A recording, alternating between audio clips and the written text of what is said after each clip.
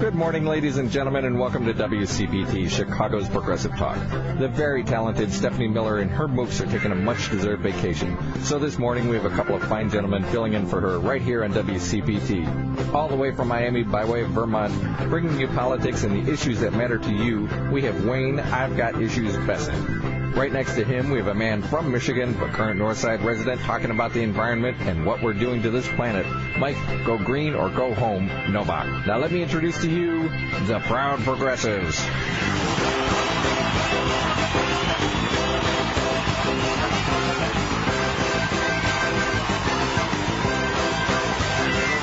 I'm not sure if we're supposed to be jumping through hoops of fire or something here. Go green or go home. Kermit the Frog is my co-host. I don't know what to think. Hey ho, it's Mike Novak, the Kermit on the air. You do that quite well. Oh, thank you. I've been practicing. Can you do Miss Piggy? That's the question. Something like that. I could do kind of a Marge. Well, I can do a little bit of Homer, a little bit of Marge, a little bit. I do Bill Clinton a little bit, but he's not a cartoon character. Yeah. My fellow Americans, I'll feel your pain. Are we going to do? Or I can do Reagan a little bit. Mr. Gorbachev, tear down that wall. Mr. Putin, put that shirt back on. Oh God, I hope he does. What an eyesore. I mean, really. He tranquilizes. Eyesore. Could you imagine, like, American president tranquilizing tigers to get support in wrestling bears? I mean, it's just outrageous. What a bizarre In America, figure. though, we only wrestle Congress. Well, and I know, but nobody wins that. That's like a death match that nobody wins wrestling Congress. You're right. It's a lose-lose proposition. It is. Gridlock. We got quite a show today, don't we? Got some guests. We've got lots of stuff going on here. We got some in-studio guests. We've got some folks on the phone. We're going into some of my, speaking of go green or go home, I'm very excited that we'll be going into my territory a little bit, which is talking about the great climate march that is happening across the country in anticipation of the event in New York City, which is the People's Climate March, which is on from September 18th to 21st in New York City, and they're hoping for a huge group of folks to show up to battle climate change.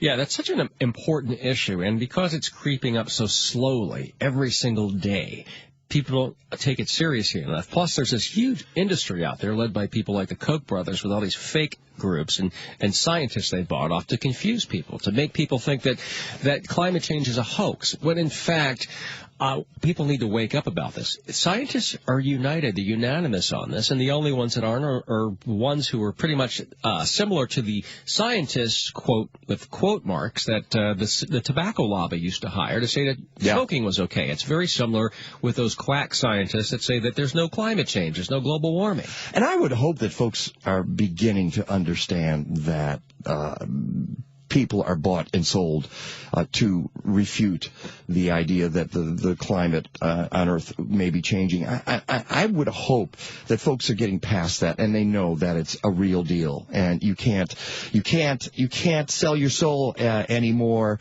and live in denial of this. Well, the problem with Republicans is the empathy situation, that they will not. Some of them will not believe in climate change until the water in Florida washes on to, say, Rush Limbaugh's lawn in West Palm Beach and puts his house into the sea. And then suddenly that'll be a big issue in Republican circles. Well, hopefully while he's on the air. You're from Florida, so you understand what's going to happen. It's going to be one of the first places on the planet affected. Mike, here's what they're not telling you. It's already happening down there. We lived in Miami Beach, and suddenly every time it rained or there was a high tide, South Beach is being flooded. It's actually happening already. They're afraid to really say something because it would crash billions and billions of dollars in high-value properties, in property values there. And it would be an unbelievable disaster economically if they admitted. But it's happening. We're seeing the sea levels rise. We're seeing South Beach going underwater, and it didn't used to do that. We've been living in Florida most of our lives. My parents are still down there. Now they're in Delray Beach. But people need to wake up. It's happening there. It's happening in another conservative stronghold, Virginia, Norfolk, Virginia. That area, and the Tidewater area is going underwater as well. And that's going to be the first place I think Republicans see the consequences of this. And it's happening here in Chicago. When you have these rain events that used to happen once every 10 years or whatever, and you get an inch, and now you're getting 2 inches, 4 inches, 6 inches of rain. This is a sign that something has changed, and we need to be paying attention to it. Absolutely. And speaking of corruption, now we have Virginia. To the governor. Was I speaking of corruption? I didn't know I was. People being bought and sold. Oh, that's true. That is true. Yeah, And that is corruption. We have unbelievable happened in Virginia. The Bob McDonnell and his wife, Maureen, they were once touted as going to the White House. It looks like they may go to the big house. And it's an unbelievable how corrupt they were. As Keith Olbermann used to say, in the big house. The hooscow, the pokey. What's your favorite president term? I like hooscow. Hooscow's good. Pokey's the can, the can. The joint. The joint? I don't know. The blunt? Is that what we're talking about here? I like that topic better than thinking of Bob McDonnell in an orange jumpsuit. Oh, that whole thing is just... It's so sad and so pathetic. It is pathetic, and they had to lay out their dirty laundry about how much they hated each other, Bob and Maureen McDonnell, because that was their strategy. Can you imagine that? That's our strategy. We're going to lay bare our lives and our souls in front of the whole country, but don't worry, it'll get us off. Well, guess what? It didn't get them off, and now they've laid bare all of that. Well, I mean, if you think how absurd their defense was, that we hated each other so much that we hated each other so much that we were distracted and didn't notice the $6,000 Rolex given to us on our wrist. We didn't know we were hated each other so much. It was so bitter that Maureen didn't notice that she was going on Fifth Avenue on a shopping spree on somebody else's dime. Uh-huh. I mean, it's patently absurd. Give us a call, 773-763-9278, 773-763-9278. We're talking about the environment. We're talking about Bob McDonnell and the absolute disgrace in Virginia right now. A Republican once who was expected to go to great heights is now in the gutter politically and may end up in jail. Fascinating. And then, of course, you've got Joan Rivers, a comedian, lover or hater. She is a pioneer in terms of comedians for women. I mean, this is someone who was made it to the top at a time when it was very difficult for women to break into that field. She made popularized many, can we talk? And, grow up. She made people angry as well. Some of her attacks on, say, Elizabeth Taylor, who was a hero of mine, and she's like, I took her to McDonald's just to watch the numbers change. So she upset a lot of people with it. But she was also, but at some point, everybody laughed till they cried when they heard her. They might have, at some point, something she said. And what stands out, I like Fashion Police. That show she had just she never lost her wit. Even in her older age, she could come up on the spur of the moment with a joke faster than anybody I've ever seen. Ever. That's what impressed me most, how her mind was a machine of jokes. And I think the important point is, as you mentioned, that she was a trailblazer for women, because it's not that much easier. I mean, she did pave the way for a number of women comics, but let's look at 50 years ago when she was starting out and look at now. Women don't have it all that great now. It's some people still think. I hear guys say women are not funny. They cannot tell a joke. Well, that's just about the stupidest thing you could ever imagine. Yeah, especially you look at, we're filling in for Stephanie Miller. She's funny. Margaret Cho is hysterically funny.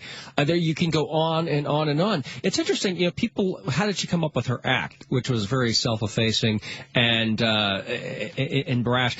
It had to do with the fact that women were not really, 50 years ago, they weren't supposed to be sexual and talk about sexuality, so they had to make fun. They were supposed to do a lot of things.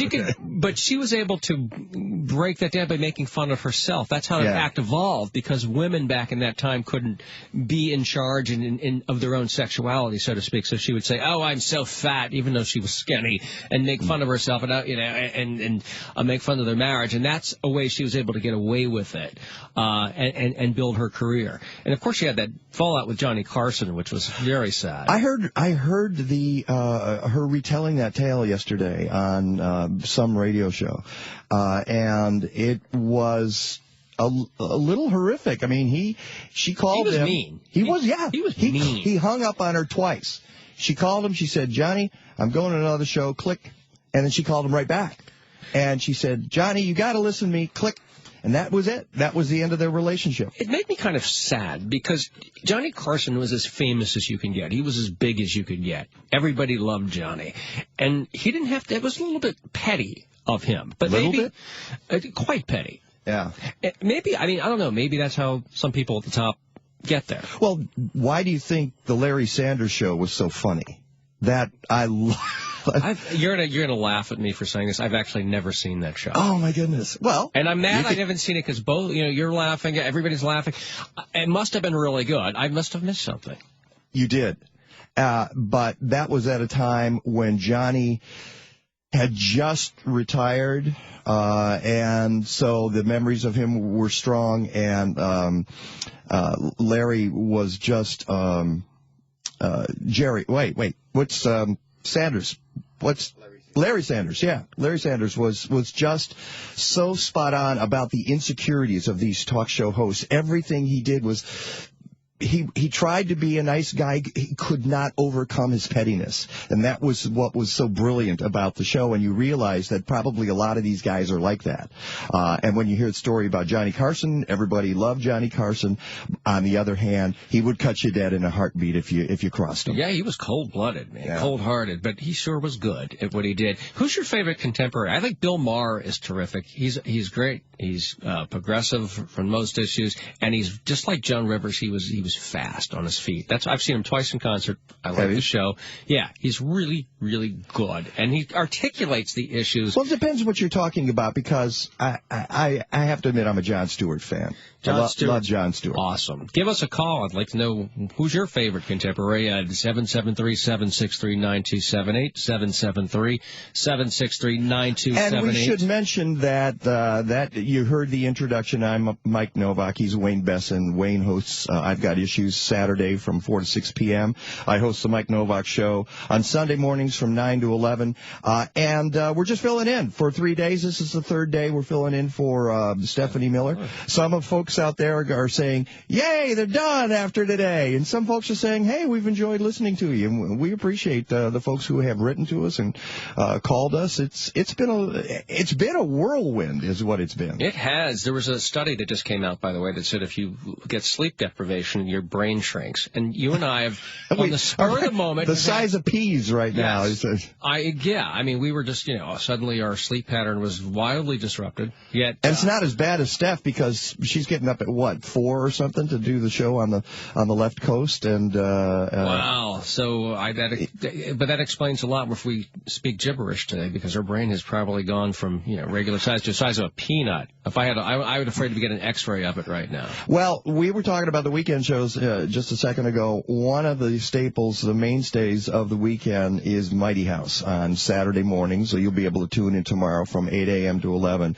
The host of that show is sitting here very patiently, very quietly. Ron Cowgill is here, and we're going to talk some business with him. Illinois business, a new law that just got passed, just got signed by the governor, how it affects small business. If you're a small business guy or gal, speaking of gals, making it, because that's tough, give us a call at 773-763-9278. We'll tell you what that's all about. But just one more thing before we break, and I wasn't sure I was going to talk about this, but a Chicago institution has died. Roy Leonard, who was at WGN forever. And I worked with him for 25 years. I'm sorry to hear you. For your loss. He just one of the best interviewers in the business. And one of the best live readers of commercials in the business. They used to talk about the Roy Leonard Reed. And he was a guy, he'd be talking to you like this, and then suddenly you'd be listening, and you're 30 seconds into a commercial, and you never even knew it, because he would never skip a beat, and he was just so friendly and down to earth. And by the way, I'm going to sell you a vacuum cleaner right now. Suddenly you don't know why you're eating that hamburger. Exactly. You're like, I'm hungry, I don't know why. So yeah. I just had to do a shout out to Roy and for the way he entertained people, and people welcomed him into their homes, and that's how you dream of being a radio guy. It's like you want people to say, "Boy, I really look forward to that guy being on my radio," and not very many people achieve that. That's right. So, big loss for Chicago. It is. So we'll be back with Ron Cowgill. Stick around. We're back. And we're just started. It's Wayne Besson and Mike Novak filling in for Stephanie Miller for one more day till 11 o'clock this morning. And we're both very, very pleased to have the guy from Mighty House sitting there who doesn't quite know what to do with himself. You're usually here piloting the spaceship yourself. Right. No, and sitting on this side of the board is very strange. It is. I don't have but that's where Robbie sits. That's where Robbie sits and plays computer games while you guys are on the air. Now I know why she's over here playing computer games. There's nothing to do on this side.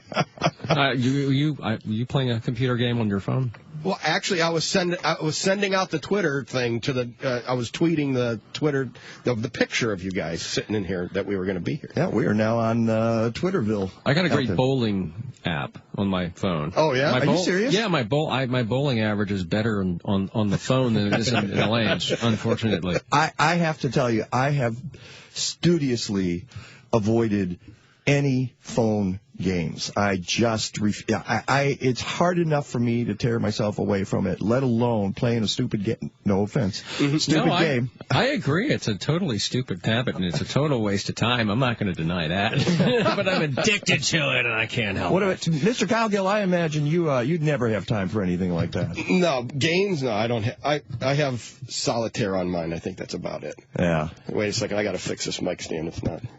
See, and that's what he does, folks. He's got the whole tool belt. No, just a MacGyver. That's it. So, all right, pull that thing out. Hold on. Excuse me while I whip this out. All right. Impressive gadget. Tell us what's on it. Well, you've got your pliers, there's wire cutters, there's knives. I got two different knives, and I've got the different screwdrivers here. See, it's like a... Holy smoke. Mike, he's being bashful. I think he's Batman. He's got the whole belt. See, well, I guess maybe I'm dating myself by saying it's a MacGyver, but that's what we call it. Well, how long have you had that? Since MacGyver days? Actually, no, I've burned through other ones. This is just my current one I've had for probably 4 or 5 years. Where do you get something like that? Hardware stores have them. Really? The lumber yards, yeah. And what does that thing cost? I don't know, $30-$40. But it's got everything. Well, pretty much. Scissors and pliers. I just fixed the mic stand. And you just fix the mic stand. I go to people's houses to do an estimate, and they say, "Well, can you fix this?" I just pull out my MacGyver and go click there. Now, what else you got? Are you going and does it also print up the bill that you're going to send to WCPT for fixing the mic stand? No, that I do on my phone. There you go. Now you go to your phone. Right. One of the things that you talk about on your show all the time, in addition to questions about how to put in a toilet, and I have a toilet that needs to be put in, by the way, so maybe you can help me with that. Sure. Is small businesses. Mm-hmm. Wait a minute. I thought it was Mighty Mouse. I was told all my friends. Here we come to save the day. It's close. You're Mighty House. Really close. Oh, we're still thrilled to have you. Yeah, it's okay. We bought this cheese. We don't know what to do with it. Is that why this is in the kitchen today? Okay. Yeah. We're the part of the whole station. We're the political free zone. Our show. That's what we are. Not exactly. Political relief. And the only thing we get into really is the SBAC stuff. Right. We have an SBAC report, which is the Small Business Advocacy Council, and we talk about that. We spend about 10 minutes in the 9 o'clock hour just talking about small business. What are the issues that are facing small businesses in the state of Illinois, and trying to make a difference and get those issues out there so people can address them. And there's a lot of things going on. There's health care issues. Mm-hmm. There's the workman's comp issues and stuff like that really pop up that most people really don't understand or realize what's going on with them. What do you think is the greatest obstacle to small businessmen today? Is it overregulation, as Republicans often say, and maybe there's some truth to that in some respects, or is it just the stagnation of the economy? What do you think is the biggest issue? Right now, a lot of it's the economy issues, and also some of the things that we're facing is just good quality craftsmen. You can't find good people out there right now. So, the good people have jobs. So the people you would want to hire to be part of your team. Right. And when I came through high school, I didn't go through the normal high school. I went through, my junior and senior year. I was in vocational. Yeah. And I learned building trades those last 2 years. I was in vocational. Those classes are no longer there. They're not teaching plumbing and electric and building stuff in schools anymore. I took some of those crafts. You should see the ugly things I built for my mom.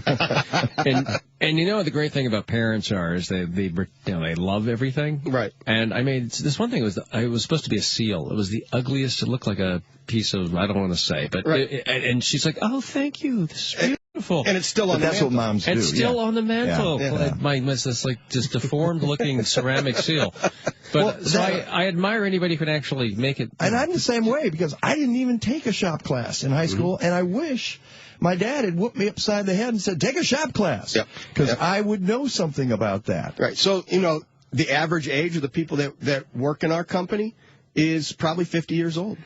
And the youngest guy we've got working right now is in his mid-30s. Oh, my goodness. And you could say the same thing about farmers in America, too. Yeah. They're all in their late 50s, early 60s, so we're not teaching our kids crafts. Yeah, if my crafts were in the dollar store, it would be called the penny store by the end of the week. I mean, that's how bad it was. All right, that's Ron Cowgill and Wayne Besson. I'm Mike Novak. We'll be back with more. We've got a law that just got passed in Illinois, and Ron's going to talk about that and how it affects small business. All right. Stick around. Yep. I bet you didn't know that you can make your smartphone even smarter. It's true. Just download the TuneIn app to listen to Chicago's Progressive Talk by searching for WCPT. And now you can enjoy progressive programming whenever and wherever you are. This is Chicago's Progressive Talk, WCPT AM. Trying to get people all revved up on a Friday morning. Stray cats. Yeah. Oh, yeah. Love Stray Cats. Remember that cool video they had when MTV still played music? Yes. People actually forget that they had videos. Because where do you see them now? I can't watch it now. It's just all a bunch of junk. I want to see music on music television. Just like it would be like going to the Food Network and not seeing a hamburger or something. It's very annoying. Or HGTV and like playing cartoons. That's Wayne Besson. I'm Mike Novak. We're filling in for Stephanie Miller and the Mooks today. They will be back on Monday, and you can get back into your regular routine. Sitting in traffic. Having your blood pressure go up because you're going to be late for work. But that's why there's humor in the morning. And if you want to call us, by the way, 773-763-9278. I'm not guaranteeing that Ron Cowgill, who is also in studio with us here, I'm not guaranteeing that he'll come over to your house with his MacGyver, but he might. And fix your mic stand. And fix your mic if you've got a mic stand. All right, the one thing before we get to this thing, in the world of strange coincidences, Wayne, this is the weirdest, and it's on Mighty House, which is we got a guy named Ron Cowgill and a guy named Rich Cowgill. Yes. Spelled same way, right? Yes. They're not related. Correct. And they are both contractors. Correct. So for the folks who have always wondered about that, and I'm sure you guys talk about it from time to time. We don't even bother talking. We just agree, we're brothers. Because it's just a lot easier to say, we're brothers, than to actually try and explain that, no, we're not. No. So how's it you guys met? Through, I was on the board of directors for the local NARI chapter, National Association of Remodeling Industry. And I was on the board there, and an application came through for Rich Cowgill, and they wouldn't let me vote on whether or not he could become a member because we're related. And I said, I'm not. They said, yeah, you are. Get out. Well, so he joined and he showed up for the first meeting, and we met, and we hit it off. Well, I'm a gay rights activist. I thought they were married. I said, Oh, yeah. You didn't say there anything we because I go. put you on the Macy's register and you that's bought fine. all this Well, free, Robbie free would- stuff. I'm cool with that. Robbie would say that they only sound like they're married when they're together on the show. Yeah, that's true. So, tell me about this law that the governor just signed. In fact, we're scooping Mighty House by talking A about law it. was signed. We're clearly not talking about Congress. That's No. true. Yeah. No, No, it this was is- Illinois. This is state, yeah. Okay, state, because local nothing stuff. would have passed if it was Congress. No. And what this bill is, it's what it does is it puts a task force together, and this was brought up by Ann Williams. She's a state rep from the Fighting 11th here in the Chicago. Fighting 11th. That's right, here in the It's like local the area. Illini. Yeah. Fighting. So she put up this bill to create a task force to create state licensing for contractors, and right now you don't need an electrical license. There's no state electrical license. Are you kidding me? No, there's not. Haven't I heard that it's harder to get solar on your roof than what's the comparison? Yeah. It's just like impossible. Right. Well, you need a state license to install solar. Okay. But you don't need a state license to connect the solar, to the panel, because that is a local license that you can get for electrical licensing, but you don't need it. So other parts of the state, you don't need an electrical license, but you need the license to install the panels, but you don't need it from that panel. Is solar, are a lot of people doing that in Illinois, or is it still we're behind? Well, Illinois is always behind. So what happens? Yeah, because the RFP. Yeah. Well, yeah, you've got what's going on is there's funding that comes out of your ComEd bill that goes towards all these different things that they can put it towards. So some of that money goes and then they to the DCOE. Well, they skim off the top and they give it to all these other groups, and then what's left they use to help install solar. So the solar stuff that's going on right now, and currently that's open. You can go in and apply, and you'll get up to $10,000 towards, it's just a check. You're talking about homeowners. Homeowners, yeah, or businesses. Businesses, you can do true. 20 Businesses, yeah. at 20,000, and or for nonprofits are 20,000, and then governmental agencies is 30,000. So you can get this money towards these arrays to help offset the cost of it, and get it installed. And then you've also, if you're the homeowner, you can also get 30% federal also. And I don't want to get too far down this rabbit hole, but right. Some homeowners should not be getting solar, as I found out about my own situation in my own home, because I've gone to Ron. I went to Lisa Albrecht, who works for Solar Service, Inc., and is with the Illinois Solar Energy Association. Solar Energy Association, which you hear about the raffle for the Tesla, which I'm going to win, of course. There's only a couple hundred tickets left. Get your tickets. ISE@IllinoisSolar.org. Go ahead. But the point is, not everybody. It doesn't make sense for everybody. It doesn't make sense for my home because really, first, I need to retrofit and get the energy consumption down before I go do the, extra. It's like, don't do your extra work until you've done your regular homework first. Right. And my building does not really accommodate solar very well. The pitch of the roof and the roof does not align properly. And you have trees. What about, though? Okay, you're saying some difficulties for places that are already built. Shouldn't there maybe be a law down the line where everything that's new construction is built eco-friendly with solar panels? You could do that in other parts of the country that is being done, like in Southern California and Arizona, New Mexico. They do a lot of that stuff, and the cost of it, installations really come down. And if you do it while you're building your house, the cost is minimal. I don't know why you're right, Wayne. Why don't we have a law like that? And it's the same thing with cars, like all new cars, all new solar. We should start building everything for the future. If we be the scientists, we either believe them or we don't when it comes to climate change. And if we do, and I do, we should change the way we live so there's a future. But the problem is right now, Illinois is a mass exporter of electricity. We make more electricity here in the state than we use. So that's because of nuclear power. And there's no incentive. Nuclear. Yeah. Oh, nuclear. Sorry. Nuclear. Give us a call, 773-763-9278, 773-763-9278. Let's hear what you think about these eco-friendly homes and cars, and how do we save the environment? So anyway, there's really no incentive to create more electricity, because what are we doing with it already? So that's part of the problem. You go down heading south towards Springfield, and all those turbines are sitting there still because they don't need to generate electricity. Then there's no demand. So they sit there, and they're not turning. And the same thing. So that kind of stuff's happening. So now why the state just looks at, well, why are we going to put more money into solar? We don't need the electricity anyway. So it just kind of flounders. And eventually... And it's also not, we haven't passed laws to make it more advantageous to do that. We're still fumbling with that in the General Assembly. Oh, yeah. No, because it's not a major issue. ComEd doesn't want to see it. The electrical companies don't want to see it. So, and I just got a tweet from Jeff Biggers, who's a writer about these issues, who says dirty Illinois coal is flourishing. Yes, it is, and that's because the worst. That's like the worst. Because they call it clean coal, and that's the part of the money that they're skimming off. Repeat the top after me. There is no such thing as clean coal. Sure, there is.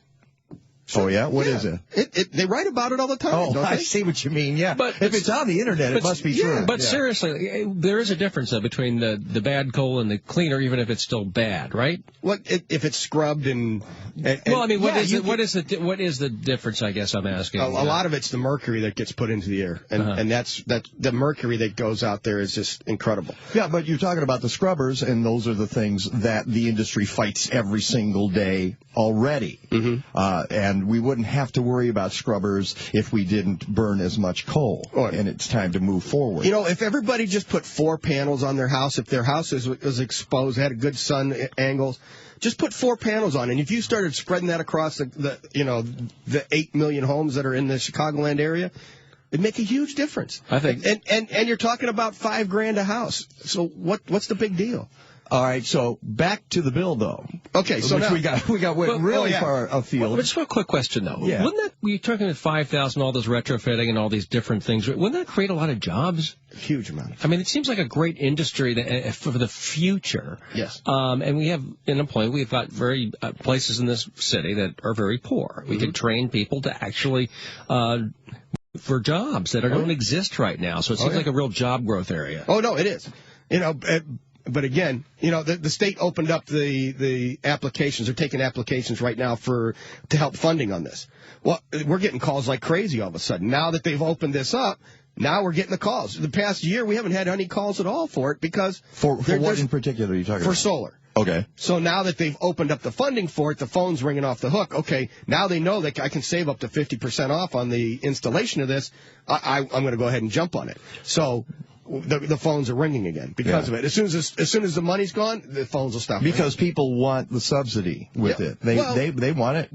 If it takes 15 years to pay it off, they look at the return on investment and go, well, for 15 years, I'm not going to be here that long. I'm not going to invest that money in this house. I want a solar panel for my back so I make workouts easier at the gym. Yeah, you could do that. With the Stairmaster, therefore I don't I won't get tired. When they do that, I will be so happy. What a great invention. So you're talking about the legislation. Yeah, well, this is something different, but somehow it's all tied together. Oh, it is? There's a big envelope there. So. But the legislation we're talking about is to require contractors to be state licensed. And all they've done so far is put together this task force, right? That you actually want to be part of. I'm trying. I've been filled out all the forms. I've sent it all in, trying to get on the task force because I think it's important. A lot of people get, when these storms come through and tornadoes come through the state, all these storm chasers come in and they collect money, deposits, and then they leave. They're taking homeowners, and they're taking their money and running. And so what they're doing to homeowners is not right. And if we at least get some state licensing and have a place for homeowners to go and say, yes, okay, this is a company that's state licensed, they've got their insurance, they've got, all the required paperwork, they're in good standing with the state, okay, we can hire them. Versus somebody that just blows in with Texas plates. But that happens all the time. Right. But by the way, that'll help stop that. It will. And there's a lot of other issues with that, too. Everybody's been taken by a so-called... I worked with couple of fly-by-nights, and their work is horrible, and then you're stuck with it. Right. Carpetbaggers. Yes. So, yeah. so in the past, the states tried to pass these state licensing for general contractors, and all they've done is say, okay, give us $50. Well, that's not state licensing to me. If we're going to put something together, we're going to put something together that is good for the contractors and is good for the homeowners and good for the citizens of Illinois. That's what I'm after, not just let's collect $50, because for that I was against that last bill 4 or 5 years ago when they were saying, well, we're going to have state licensing. Well, what does it do? It had no teeth. They were just collecting money. So does this new legislation have teeth in it? It can. That's part of the task force. That's what they're putting the task force together for. So they're really to write. We don't even know what the rules are yet. This legislation only allowed for the task forces to sit down and to make the rules. Write the rules. Yeah. And they're putting people together on the board on this task force from across the spectrum. You know, there's lawyers, there's doctors, but there's also people that are in the industry. There's union members. There's all kinds of different people that are going to be on this task force. So you've got players from all over the place that are going to be able to form this and put this together. 773-763-9278 is our telephone number. We're talking to Ron Cowgill from Mighty House. You can hear him Saturdays tomorrow from 8 to 11 a.m. Let's take a phone call. Randy, you're on with Wayne, Mike, and Ron. Good morning. Hey, good morning, guys. How are you? All right. Hey, listen, we were talking about energy savings and all with the solar panels, which is a really good idea. But back in 2010, my wife and I decided to go with the energy-efficient shingles on our house. And we also went with the peak vent, and that has saved us a whole lot of money in terms of our heating and cooling costs. You're nodding, Ron. Okay, so what he did was he did use some different shingles, probably different color, lowered the heating bills, also vented the roof properly, so now your heating and cooling bills are going to drop, and if you insulate, air seal your house up, those are the kinds of things you need to do before you do solar, like you were saying. If you're still running 100-watt incandescent bulbs in your house, you shouldn't be looking at putting solar on the house. You should be looking at putting LED bulbs in and trying to reduce your energy savings. If your refrigerator's 25 years old, time to recycle that puppy. I ran into so you've got solar panels too, Randy, and those have helped. Are you putting? No, we haven't gotten solar panels yet, but you guys are talking about it, and I was just thinking, hey, that's a great idea because we've got good solar coverage for our house, and maybe that's something we can do in the near future. And we put in all the windows in our house as well. And that would help your phone reception too, probably. Sorry about that. That's okay. I appreciate the call, Randy. Thanks for listening. Thanks. But he's what was the point he was making that and now I've lost my train there. It went out the window. It'll come back in a second. But I know. You were talking about venting and all the other stuff you can do. That's something I'm going to be addressing also. I'm amazed when I listen to your show and the things you say, because you guys talk about talking about licensing contractors who, and that's why this state law was passed and the governor just signed it. I can't imagine why it took them all summer to sign the bill. This bill was passed in the spring session. Yeah, in May, probably. Yeah. But there is so much going on. I hear you guys talking about contractors who are out there doing things that were done 50 years ago that no longer make any sense for building homes. And they still do it because that's the way they did it 20 years ago. And they're still doing things wrong. And so, if we can have a component of this bill that requires continuing education to where, contractors have to have 10 hours of continuing education every year to force people to learn this new stuff. Because, if they're still putting the house wrap up wrong and basically tucking their raincoat into their rain boots, why are they still doing What he's talking about is you put that outside wrap on and the rain actually goes into the house because of the way they do it. Is that why my feet got wet yesterday? I think so. You should have been on yesterday. It saved me a lot of trouble. There's so many things that we see that are just done wrong, and you can go to our Facebook page, mightyhouse.net, and go look at our Facebook page. I take pictures of this stuff all the time, and I put them up there. I always assume that you came to my house and took those photos. So by the way, Trixie's yelling at us, so we need to go to break here, and those people who listen to Mighty House will know what I'm talking about. Yeah. That's Ron Cowgill. Wayne Besson is sitting opposite me. I'm Mike Novak. We'll be right back with more conversation. 773-763-9278 is our telephone number. We're filling in for Stephanie Miller. You're listening to the Stephanie Miller Show, except Stephanie's not here today. She'll be back on Monday with the Mooks. Today it's Wayne Besson. Hello. And Mike Novak. Hello. And Ron Cowgill from Mighty House on Chicago's Progressive Talk, AM and FM, on the weekend. And he's doing his business. He's back to his pad. What is that? Is that your... It's just a tablet. You know, I heard him talking about the new iPhone coming out. Bill Press was talking about today and how it's going to be bigger. We've gotten to the point now we're making them bigger. The whole idea, remember when we first had cell phones and they were huge and we shrank them? And now we want to make them bigger again. Everything. Well, that was because I guess they envisioned it as a phone, but it's so much more now. But I kind of like them smaller and shrunken because you only so much you can put in your pocket. You got your wallet and you have your phone. Now it's going to be bigger again, as you pointed out, and there's no room for anything, and things just fall out, and then your whole life's on your phone, and now you're doomed. And now, if you're old school, you have a flip phone. That's the old school. Do you remember those original ones in the cars? Those gigantic. My God, yes. You could mug some. You could hit someone attacked your car. You could hit them with it. I remember the first time. One. You had one of those? The bag phones, yeah. And it had a cord attached to the car, and you had to have the power on all the time, and and the reception was never good. No, but I think they broadcast it like 6 watts or something. I mean, some huge amount of, to get out there. Now these are not even a half a watt. They're really small. But, the old stuff, the big phones, I mean, that's just, it's the way things used to be. And now, because of this tablet, I do all my spreadsheets on here for business. All my emails, that kind of stuff. I could do it on my phone, but it's harder to read. Yeah, I use the tablet for if I read the paper online. Yes, that's what it's good for. So my iPad. So I use that. A lot of people emails. do that. Yeah, they're but you're doing documents as well on your tab. Yeah, I do tablet. spreadsheets and stuff. Well, you can get that with the Bluetooth. You could hook a keyboard up to it and use it as a computer. Really. Right. I mean, it's good to do on the road because it saves you all that trouble getting your computer through the airport screener or the X-ray machine, which is you have to take it out separately to make sure it's not a bomb, and it takes you an extra 10 minutes. It's really annoying. And you don't need a laptop anymore. And you're always, sometimes they rush it through when you're to your computer. It's one thing if your luggage falls off the rack. It's a little bit different when your computer falls off the screener. And so I always worry about that because they push it through as if, if it's not a computer. Right. And it can fall.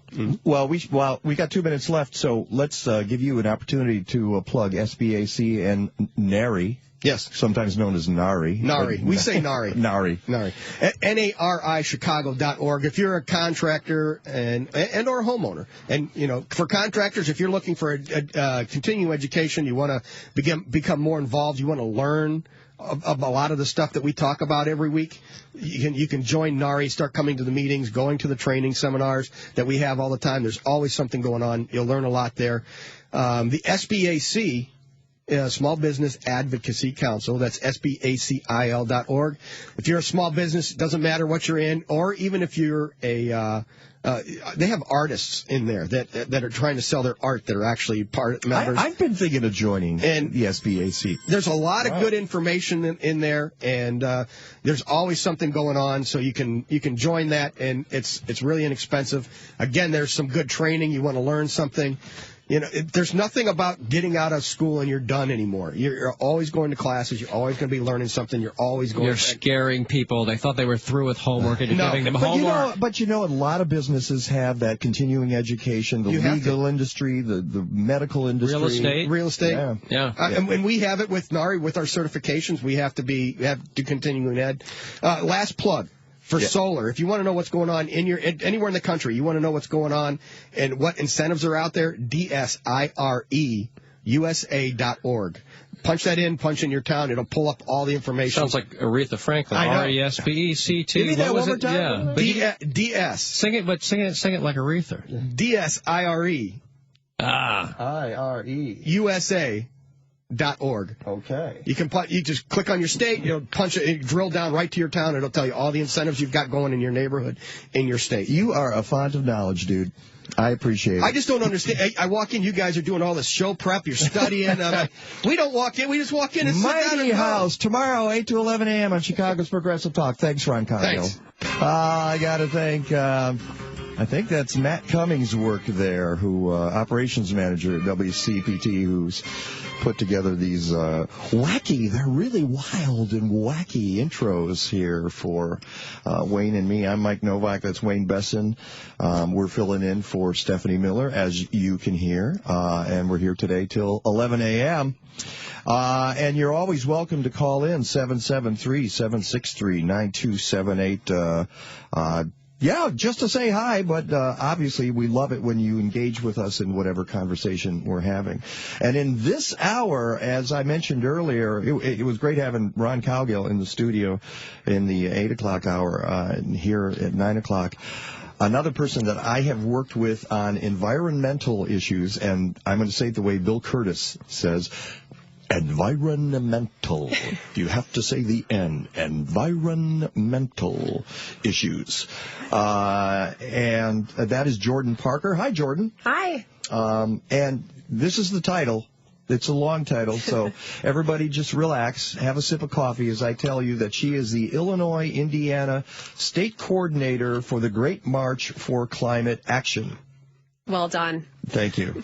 Because I wrote it down ahead of time, so I had that information. Welcome to WCPT, and I'm glad we were able to do this because, you and I chatted last week. I was hoping to get something on my Sunday show about it. I only got 2 hours on Sunday. I got 3 today. I've had 9 hours this week. Yeah, it's great. It's great to see you again. Well, it's good to see you, too, because you've been all over the place. One of the things... We're on overtime, 3 hours a day. Yeah. Are we on the overtime here? Let me know when the referee blows the whistle and the game is over. We could technically go after wage theft. Oh dear! Don't even go. I kid. Everybody. What happens if you say wage theft here? The buzzer goes off, and we're in overtime technically because we're 2-hour guys doing 3. That's all I'm saying. There's a lockdown right now. We cannot get out of the building. I don't know if you realize that. But Jordan has spent. How much time have you spent with Al Gore lately? That's what I want to know. A lot. Really? Yeah, it's been wonderful. So over the past year, I have been to 3 different conferences with the Climate Reality Project in Chicago, Johannesburg, South Africa, and Melbourne, Australia. And you actually met Al and hung out with him. And is he still cool? Because he wasn't when he was such a stiff. He was such a totem pole when he ran for president. And then he did that movie and got involved with the climate issues. He became pretty cool, like some guy you want to hang out with. So how's he doing? He is really cool. I mean, we haven't kicked it or anything, but at the conferences, he's really spectacular on stage now. When he gives his presentation, he is so moving and dynamic, charismatic. I mean, it's pretty amazing to watch. Does he personally train the folks who are working in the Climate Reality Project? Yeah, so these conferences are 3 days each, and the second day, Al Gore runs the entire day, and he goes through the slideshow, the presentation. He goes through it first off, just straight through, and then he goes through it slide by slide and trains everyone. Man, could you imagine for 1 second, had he been president instead of George W. Bush, how far ahead we might be on the climate change issue? I mean, and not just forget the Iraq war and all that, but on this particular issue, it kills me. I mean, we actually might have made a difference. We might have actually saved, in some respects, the next generation, and instead we got the opposite. We got the Dick Cheney and, cut secret deals with the energy industry behind closed doors. And let's not forget, he won the 2000 election. Oh, he did. The popular vote. Mm-hmm. I totally agree with that. He won the election. He won Florida.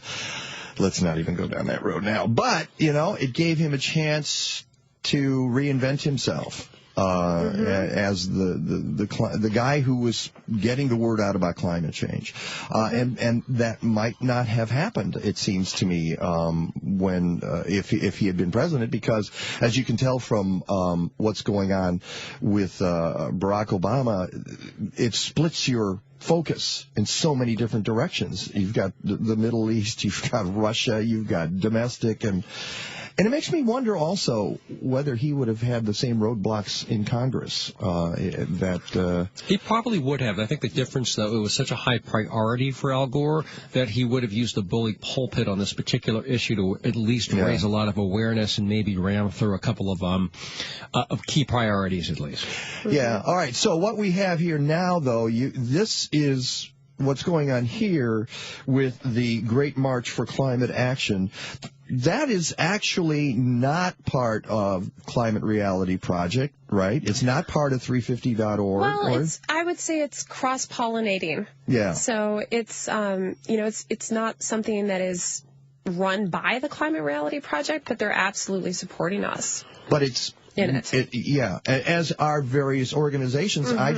You and I were sitting here before we went on air. I was looking at my email, and boom, Natural Resources Defense Council sent me an email, and they're supporting the march. And so all these different organizations, Illinois Sierra Club and probably National Sierra Club, is supporting it. 350.org is supporting it. All of these various environmental groups are behind this, but as you say, it's grassroots. Yeah, it's completely grassroots, which is kind of cool because it started as the brainchild of Ed Fallon. He's a former state legislator for Iowa. And they just kind of took off and started walking on March 1st from LA. That's just so weird, you know. That's for one thing, it's a great way to get in shape. So if you're thinking that, Wayne, just start in LA and walk across the country. I just walk in place. I do Stairmaster. And I'm just in the same. I end up where I started 20 minutes later. I saw these guys last night. I mean, they need some cupcakes. I do love to walk, though. I bet they are. I mean, I've seen the folks do the Tour de Trees, where they cycle 500 miles in a couple of weeks. Yeah. And that's intense, and they train for it. And doing something like this is intense as well, although the pace. Well, let's find out from the people who are doing it. Let's bring in Lee Stewart. Lee, how are you? Are you there? Good. Just walking along. Where are you walking along this morning? They're on a bike to Glen Ellen. Okay, that's your phone is not great. I'm hoping that we can get a better cell here. Let's. They're on the Prairie Path, going in from Blackwell Forest Preserve into Oak Park. Yeah. So it's that Rails to Trails Prairie Path. That's what they're on today. I've been on the Prairie Path. We were in breaking news during the gay marriage ruling, and I'm an activist, and I'm in the middle of the prairie, and I'm trying to get cell reception, and reporters are calling, and I have the same situation. The Prairie Path is always a tough path with the cell phone. Ugh. Yeah. Can you hear us there, Lee? Yeah, I can hear you. Okay, don't do this to me. It's the prairie. And I'm not blaming you, Lee. Is Kelsey with you there? No, Kelsey's here in Chicago. All right. She came early. Well, let's go to Kelsey, and let's see how her reception is. Kelsey, you with me? Yes, I am indeed. That might be a little better. What I'm going to do is put Lee. I'm going to put you on hold, and Chris Schrage, who's doing our screening, keep checking with him. And when he finds a good cell, you nail him to that spot, okay? And I have Kelsey on the phone. Kelsey, what's your last name again? Juliana. Juliana. You're a woman with two first names, right? Actually, I'm a woman with 4 first names. What are the 4 first names? Kelsey, Cascadia, Rose, Juliana. Boy, that's okay. And that phone's not the best either. Is it breaking up for you guys over there? Yes, it is. It's a prairie. We're having another prairie situation. Yeah. Sing another prairie tune. So we need to say a prayer for the prairie, I guess. Where are you, Kelsey? I'm with a friend in Evanston, Davis, ahead of the marchers by 2 days. Okay, I'll tell you what we're going to do. I'm going to put you on hold too, because this is just so far we're not having good phone luck, and I'm going to have Chris work on that and see if there's some way we can get a better connection there. Maybe we can even, if you're with a friend, if they have a landline, maybe we can do that. Let's talk before we get back to them, because they're both marchers. They've been coming out. Did they both come out from L.A.? No, Kelsey didn't. She joined up in Nebraska. I walk from Nebraska every morning before breakfast. So that's how the march is. There's this core of people who have come all the way from LA, and then there is a smaller core of people called the Spirit Marchers or Spirit Walkers, and they walk every step of the way. And so people, as they pass through the different states and communities, people drop in, they drop out, it's kind of a moving tribe. And how many, what's the core? How many people are in the core? 40 to 50. So 40 to 50 people have been walking all the way from L.A. I'm not sure if it's that many all the way from L.A., but it's a significant amount of people who have come all the way from L.A. It's 2,200 miles. I think the real miracle is you got people to walk in L.A. instead of driving a car. I mean, that alone should be worth some press right there. Exactly. You can actually walk in L.A.? All right. Chris has given me the thumbs up. He says that Lee is in a better spot. Lee, are you there?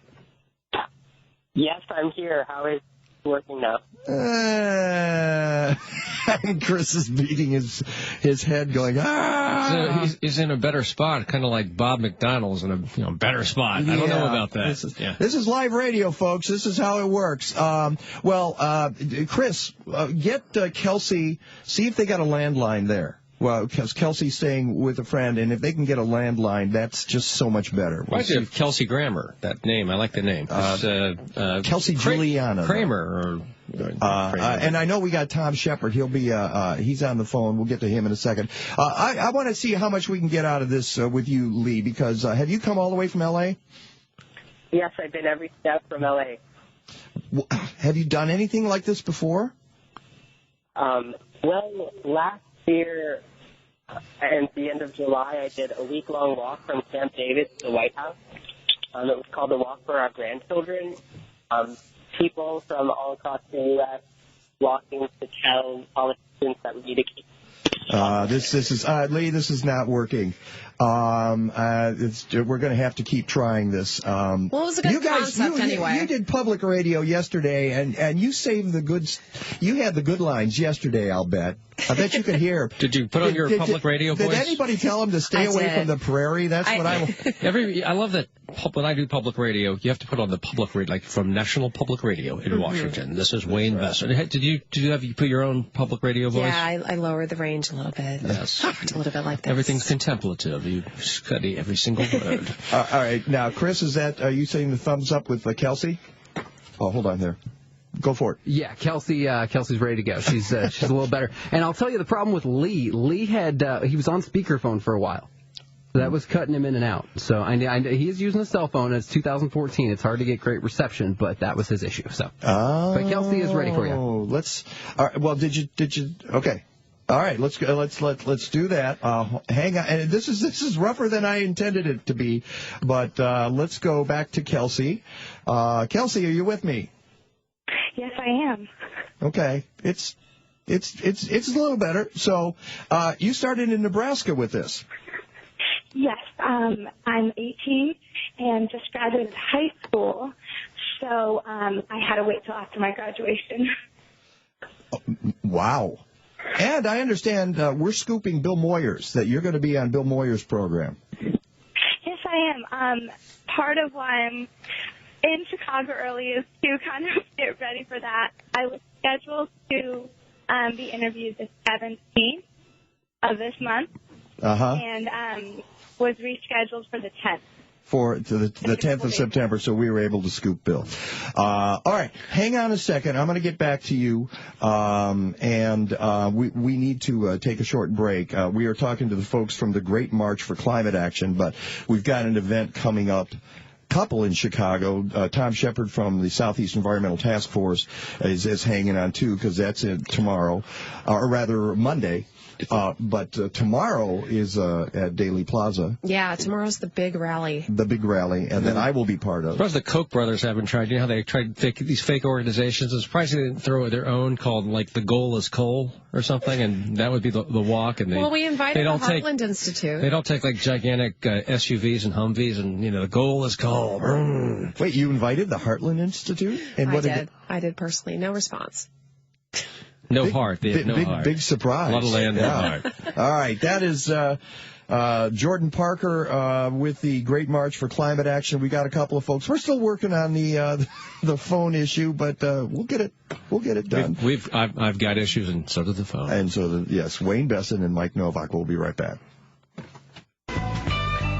This is BB King, and the thrill is gone. Oh, I got it. The thrill is gone. Yeah, I get it now. All right. Because I would have lost if this was Jeopardy. The thrill is gone away. And that's the way I'm feeling about technology right now. The thrill is gone. I'm just having issues with the phone. So let's talk to Jordan Parker here, and then once we get that straightened, we'll figure out the others. I thought you bought a drone, though. Your own drone for technology. I would have one out there if I could right now, just to get good phone reception. Yeah, I want a drone for Hanukkah. I'd like a drone. Yeah. Everybody wants their own drone. Great. Let's talk about the big event tomorrow in Chicago. Yeah. These folks walking in, Lee and Kelsey, and we'll see if we can get them back. And I've got Chris. He's got his team out there. He's hunting them down. I think he's got his own drones. What's going to happen tomorrow? It starts in Oak Park, and then works its way to Chicago. So explain what's going on. I'm really excited about it. So these marchers have to come through the Chicago area on their way to D.C. So that's the ultimate destination, but there's another thing in New York. So I'll get to that. That's the People's let's start here in Chicago. Yeah, clean up the Washington environment in Congress while you're working on the environment. Sure, get right on that. Yeah. Make sure talk about a swamp and a pollution. The pollution that comes out of that building these days with Ted Cruz. My God, you could march to Washington and never clean that swamp up. But I'm sure they're going to try. I sure hope so. I really do. I just moved from Vermont. That is for green. That is a terrific state for the environment. I mean, everybody cares about the environment in Vermont. Even the Republicans don't like pollution there. I mean, that in and of itself is a minor miracle. Well, what I think is interesting is that there's this idea that Republicans like pollution. They didn't used to. Like, why is this a political issue? Why is climate change a political issue? Because it's about appealing to a base, and the Republicans at some point decided to stop representing the American people and representing the most extreme business interests, as well as the social conservatives of the religious right. And because these districts are gerrymandered, they only have to play to the base and not the larger public. You're right. It's absolutely outrageous that something that affects all of us would be considered partisan. And a lot of it, is religion factors in there, playing to the religious right, and they don't believe in climate change. I think the rapture's coming. I mean, that plays into it as well. That's their base. And it's a shame because we really need all of the American people united to make sure we have a future for our children. Definitely. I think that's one of the biggest disservices to the climate change movement is making it political. It's not political. Yeah, I mean, we've got to get around that. And there were some smart Republicans. Henry Paulson, for example, former Treasury Secretary, wrote a really powerful piece in the New York Times recently saying exactly what we are right now, that this should not be a partisan issue, that this is something that affects everyone, and that Republicans have to stop the climate change denial. Scientists aren't divided on it. The only scientists that are against it are paid for by people like the Koch brothers to say otherwise. But it's really, it's quite clear. And then you have the grassroots, as you're saying, people who they say, okay, we're just going to start walking. We're going to start in L.A. Yeah. We're just going to start walking. People will pay attention if we walk across the country, and as we go along, we'll gather more and more folks.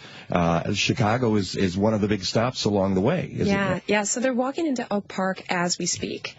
And tonight they'll be staying in Oak Park. And tomorrow they're going to be walking from Oak Park to Daly Plaza. And that's what we're calling the Chicago Climate March. Just to simplify things, right. because the Chicago segment of the Great March for Climate Action is a little bit long. So we just simplified it and made it the Chicago Climate March. Yeah, that's hard to get in a bumper sticker. I'm glad you shortened it. I mean, unless you have like a Humvee, then you could a big bumper. And that will feature speakers. There's a number of speakers there. I'm one of them. You've given me 3 minutes. What are you? That's a lot of pressure because you have a lot to say. You know a lot about this issue. I have got it figured out. I was working on it yesterday. I'm not going to give it away. No, I can't. Bullet point. No bullet points. No hints. A hint is teaser. The hint is actually my time frame. 3 minutes. That's the hint that I have for tomorrow. I'm very excited about this. Actually, I'm stoked to give this. That's what has to do with this. Okay. Yeah. Sense of urgency. So, all right. So you're like what the Republicans were falsely accusing Obama of. You have no strategy. No, I do have a strategy. You're just keeping it under the vest. Paper. You're just keeping it under the vest. I am. Okay. All right. Just like Barack Obama. All right. We'll be back with Jordan Parker and the Great March for Climate Action. 773-763-9278 is our phone number. If you want to know how to get involved, we should. It's Friday. And I love The Cure. That's one cool band. And when I was in high school and college, we used to have some shots and listen to The Cure on Friday, and still a big fan. And I'm in love, but not with technology right now. That's the way it works. And we have Jordan Parker here in the studio. Tom, hang on. We're going to get to you in just a second because there's a second part of this. But we were talking about the big rally. What do you hope to accomplish in Chicago as these? So you got a core of 40 people walking all the way from L.A. and other people like Kelsey joining us, and I'm hoping to get her on in just a second again. What do you expect to have happen in Chicago? Yeah, well, tomorrow people are gathering in Oak Park at 7 a.m. So that's at 7, okay. Yep, 7 a.m. So 7 to 8 is the kickoff, and then the marchers start marching at 8. And I envision it just being like a tidal wave that rolls right down Jackson Boulevard and into Daly Plaza. I think people are going to be joining all along the route. Mm-hmm. And we have strategic stops both at Garfield Park at 10:15 to 10:45 for people to join and gather with us. And then we'll head down Jackson Boulevard, and then we're gathering again at Buckingham Fountain between 1:15 and 1:45, stopping for people to gather again. And get cooled by the mist.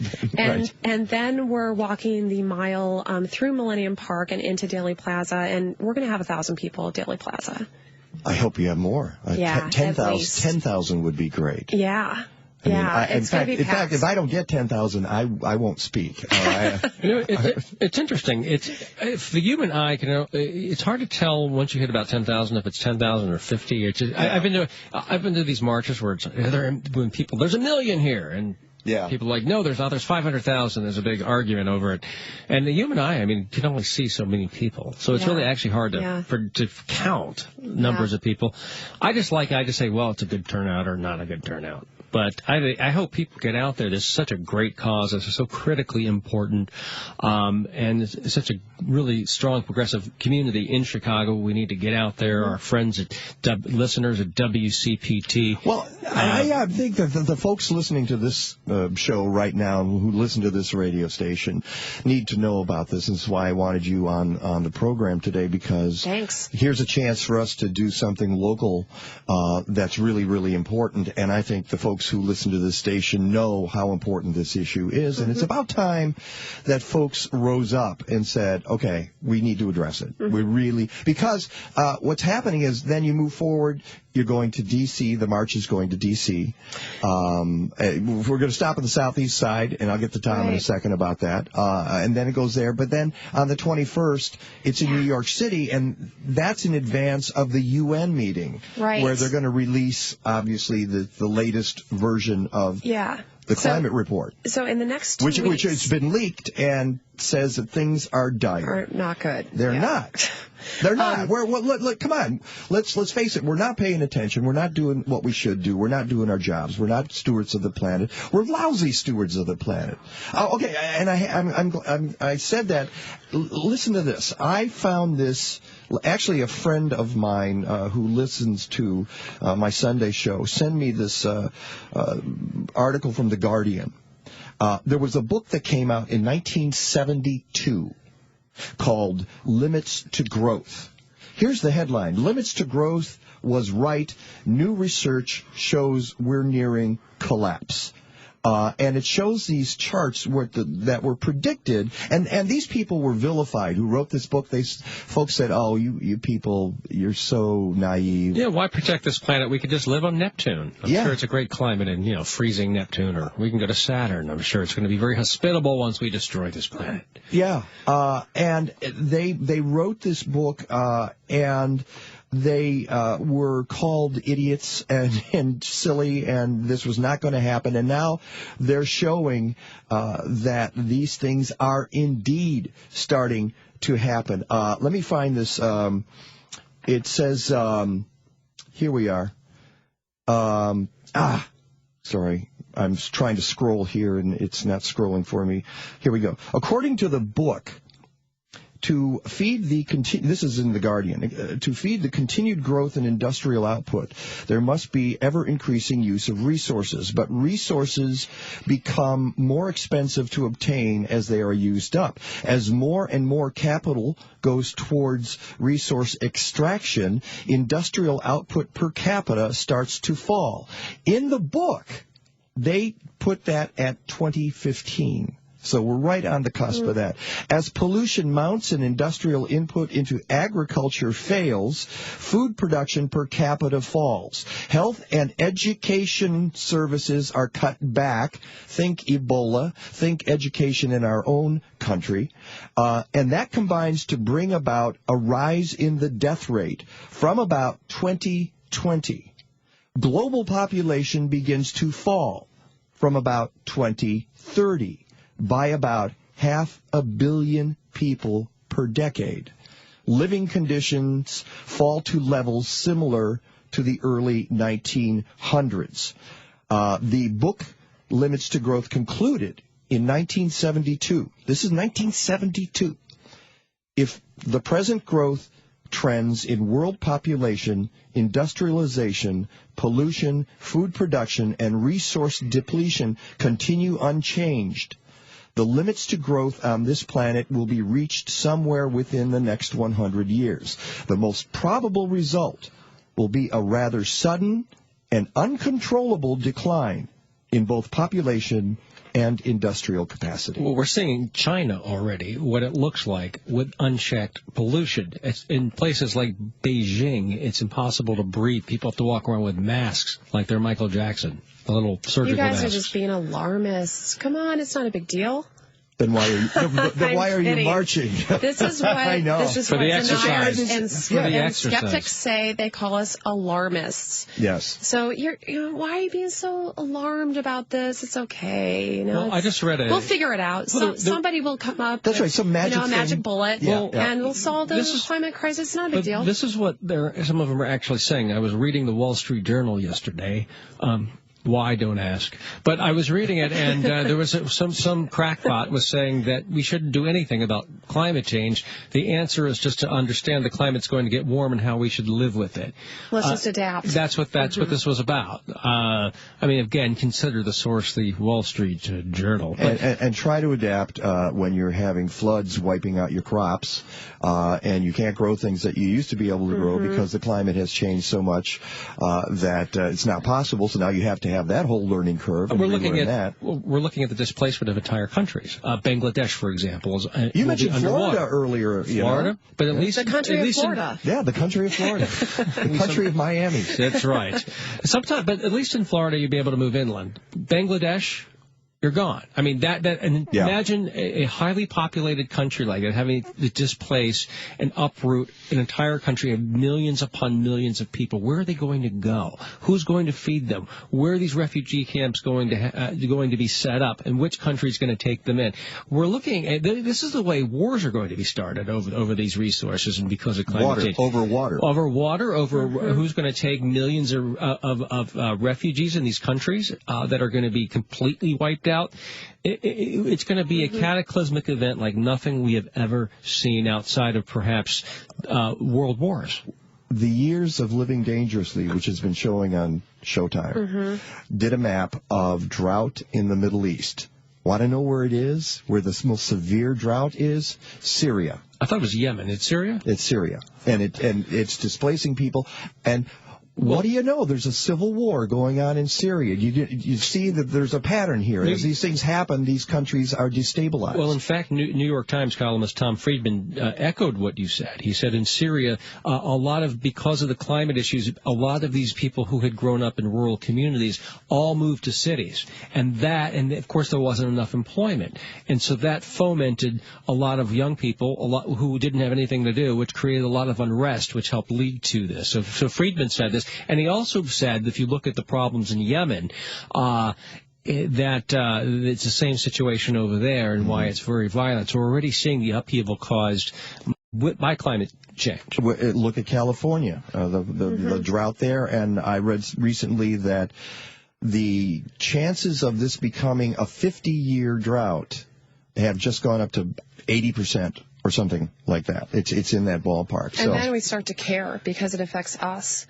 And that's what's so great about this grassroots movement is they are making people in America aware of what's happening. Because up to this point, we've kind of been able to buy our way out of the most severe consequences of climate change. It hasn't really affected our country. It's other countries, like the Philippines, for example. But do Americans care what's going on in the Philippines? Not really. No, not really. Not a whole we care lot, about what's going on here. But we were interested in Imelda Marcus's shoes back in the day. That was a long. I made a pizza for her. After they absconded and got out of Philippines, they moved to Hawaii, and I was in high school and I was working at Showbiz Pizza, and the Marcoses lived across the street, and they actually came in and I made them a pizza. Goodness. So that is my claim to fame. Your brush with fame. My 15 minutes. Speaking of fame and brushes with it, who else is speaking tomorrow? Yeah, so Kimberly Wasserman is speaking from the Little Village Environmental Justice Organization. She's wonderful. Yeah, she's a great speaker. She spoke at the Climate Reality Project conference in Chicago a year ago, and the whole audience of 1,500 people were on their feet. For 5 minutes. She was a spectacular speaker. Then we have Rolanda Watson from National Nurses United. She represents a union of 6,000 nurses. We have Olga Bautista. Yourself. Thank you for coming. Sure. Jack Darren from the Sierra Club is speaking. Abigail Derby Lewis from the Field Museum and Chicago Wilderness Climate Initiative is speaking. Good. We have 3 marchers who are speaking as well. And Naomi Davis is Master of Ceremonies from Blacks and Green. So we're just thrilled. I forgot a speaker. Which speaker did I forget? Al Gore. Yes, Al Gore is going to be there. No, he's not. No. I wish. Wishful thinking. And this is the segue we make, and then on Monday, you guys go to the Southeast side, and Tom Shepard is on the line. He's with the Southeast Environmental Task Force. Tom, good morning. Hi, Mike. Good morning. Wow, your phone sounds good. I'm very happy about that. Oh, good. It's an honor to be with you and the other celebrities on the air. What is happening on the Southeast side on Monday? Well, we had a delegation from the marchers come out. They hopped in a car from LaSalle, Illinois, where they were camped out, and they visited out here on Monday. And we took them on a tour of the area to show them what some of the issues out on the Southeast side, which you're very familiar with. For your listeners, our main issue has been dealing with the petroleum coke, pet coke, better known as pet coke out here. and the problems at the BP refinery in Whiting, Indiana, just across the border from Chicago. Yeah, I've been down with you. I've seen the pet coke piles. You guys and the very disturbing part about that now is the pushback that the Koch brothers are making on the southeast side, saying, "Oh well, we really can't do this in the time frame. We can't cover up this stuff. We can't get these things in place. We need more time." That doesn't sit well with people on the southeast side, does it, Tom? Not at all, nor does it sit well with the regulators, because the city did draft some regulations back in December, and they're all being challenged now by not only the Koch brothers, but other companies that have been covered by the new regulations. And in addition, violations are beginning to pile up against them for fugitive dust that's escaping, and, we're closely monitoring them. Really what the neighbors want to see is this stuff to be gone. Yeah, if these Koch brothers, if they would just stop interfering in politics, maybe they'd have the time to clean up this mess. No kidding. That's where they're putting all their time, right, and their money. Exactly. Well, they've got the money, they've got the time, they've got batteries, and or as Mitt Romney would say, they've got folders of lawyers, or what was it? Binders of women. Binders of women, but they have binders of attorneys. They do. What do you? So you're going to get? You want another big crowd to come down? What time is this happening on Monday? Right. Okay. So the plan is, and Jordan, I don't want to step over. I know you detailed from Oak Park to Chicago and what's happening there.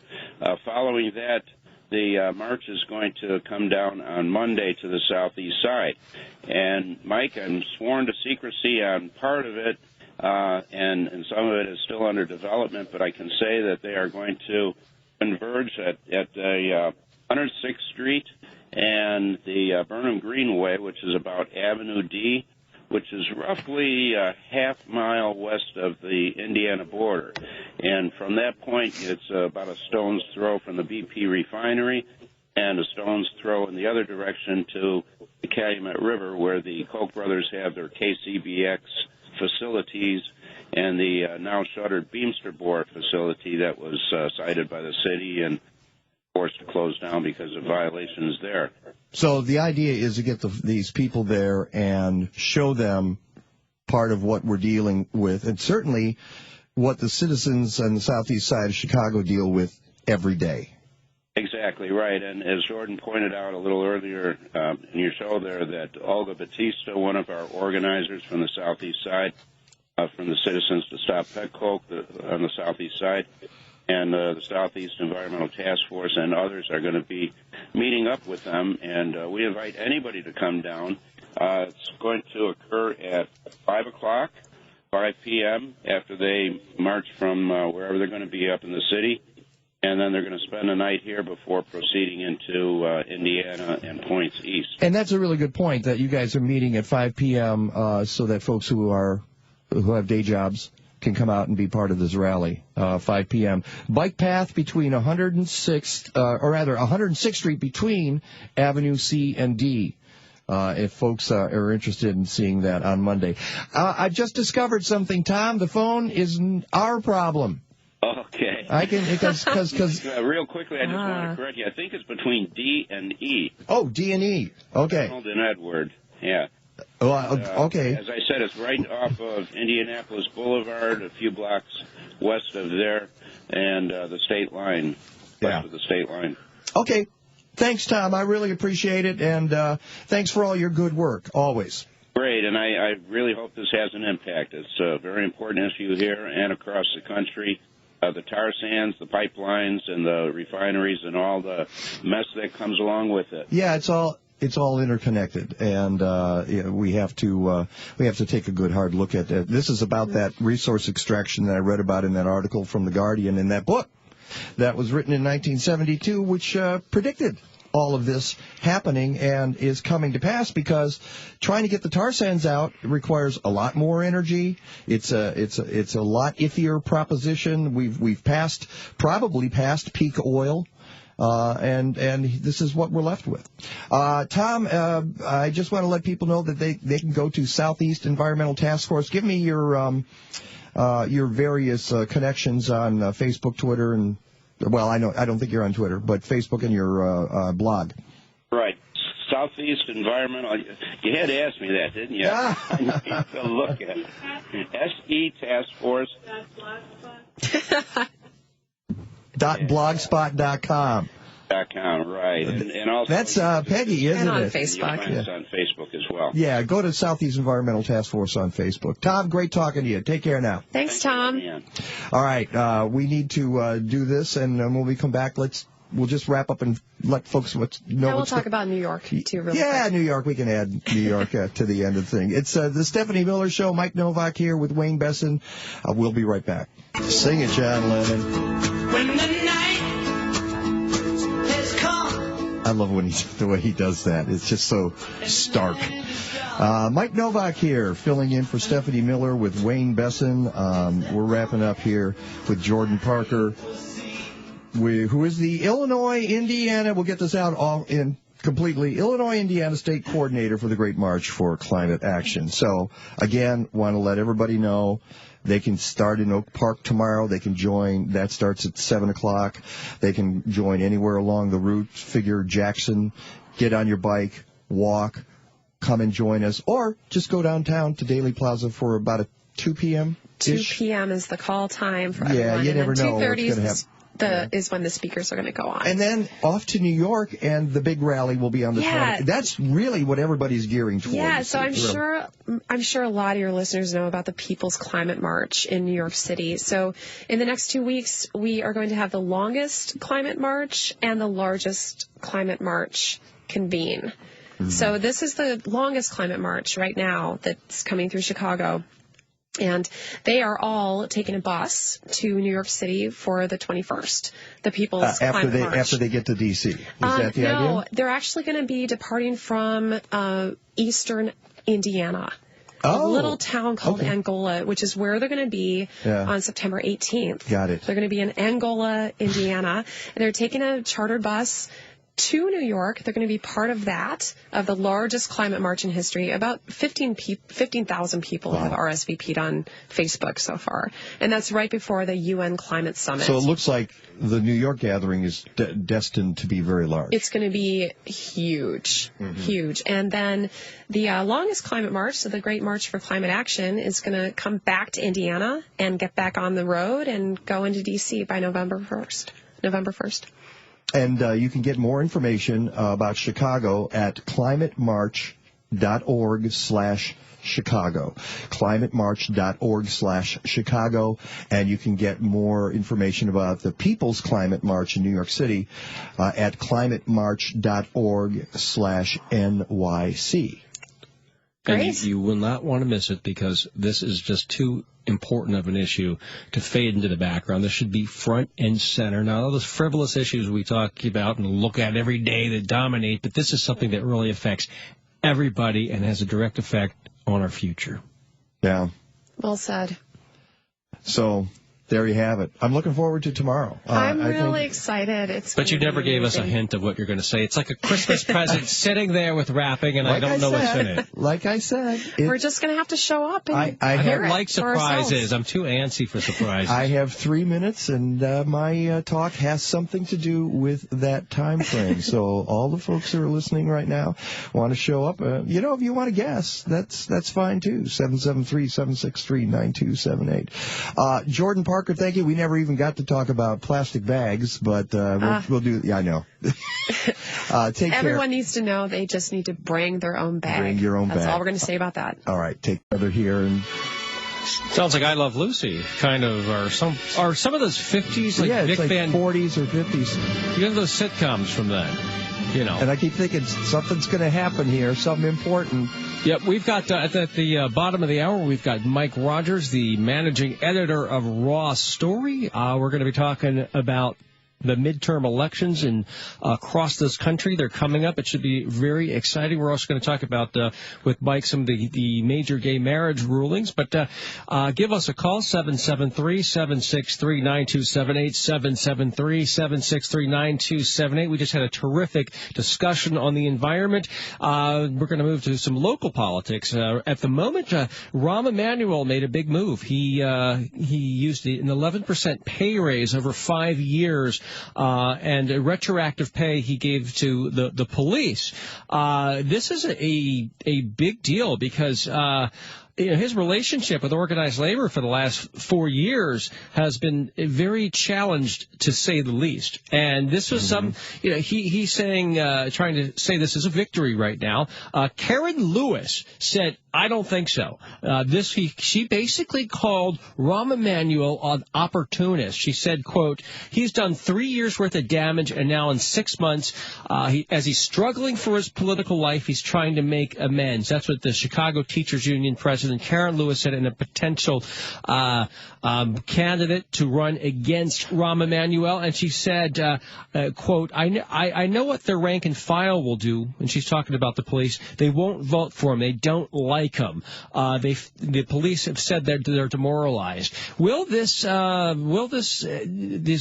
to this deal with the police raise his prospects? Will this change the way people think of him? He's in the high 20s in terms of popularity. The mayor. Will this make a difference? Not a spot you want to be in. It's not. Give us a call, 773-763-9278, 773-763-9278. We'd love to hear what you think about the mayor.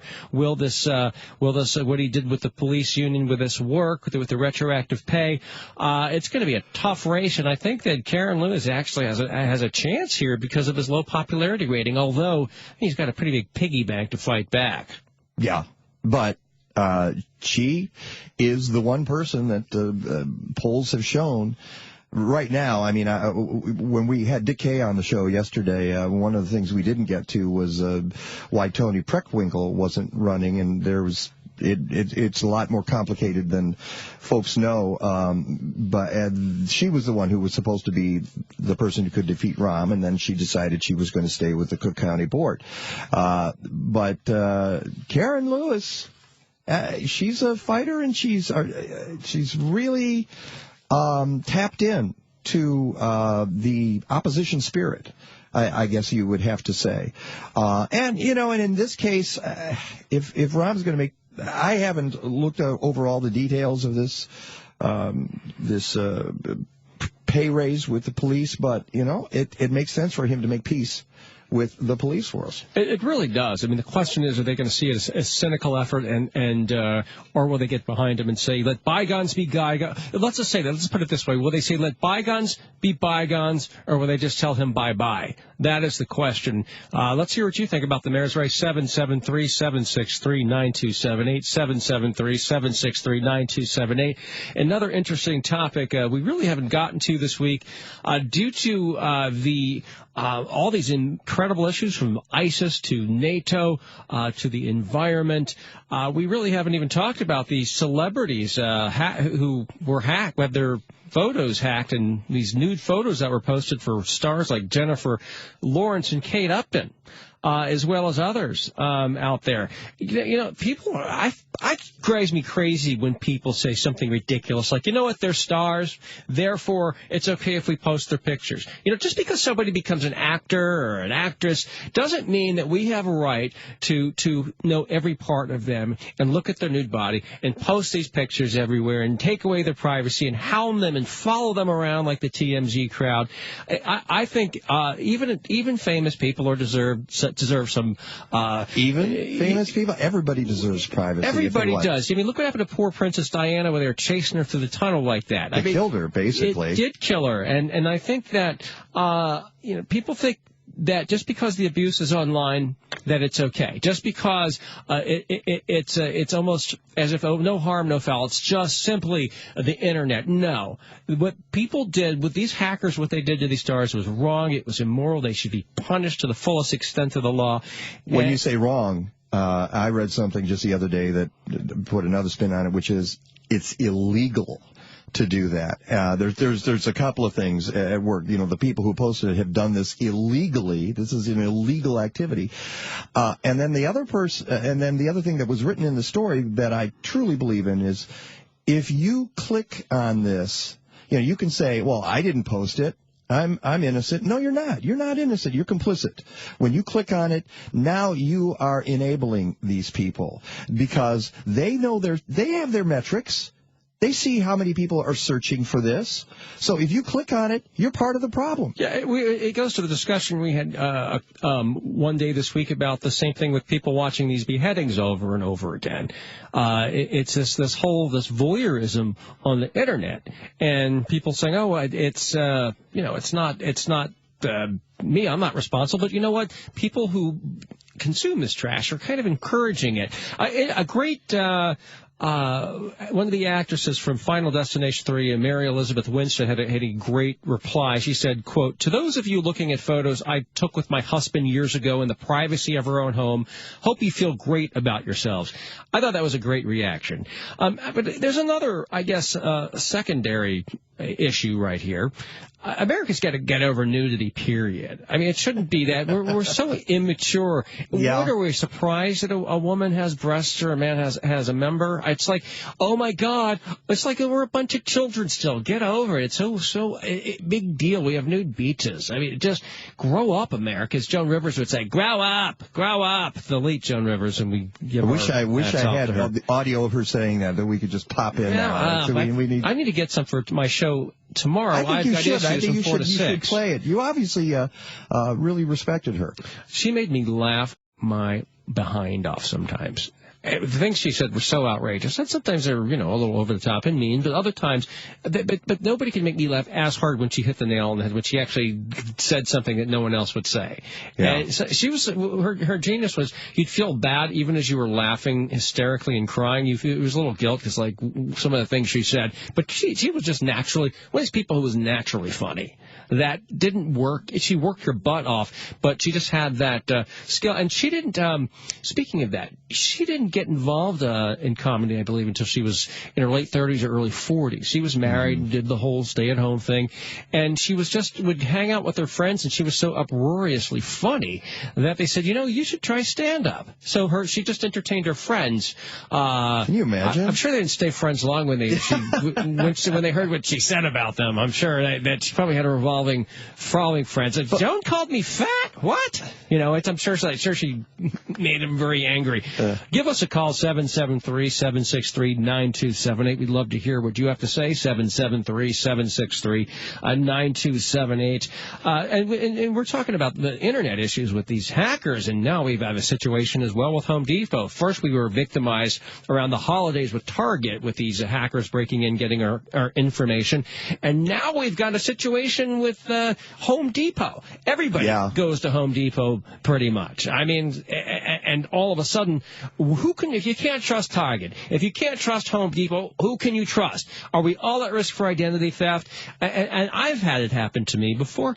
It really can screw with your life. About 2 weeks ago, I'm in my bank. I won't tell you which bank I have, but I love them. I love my bank.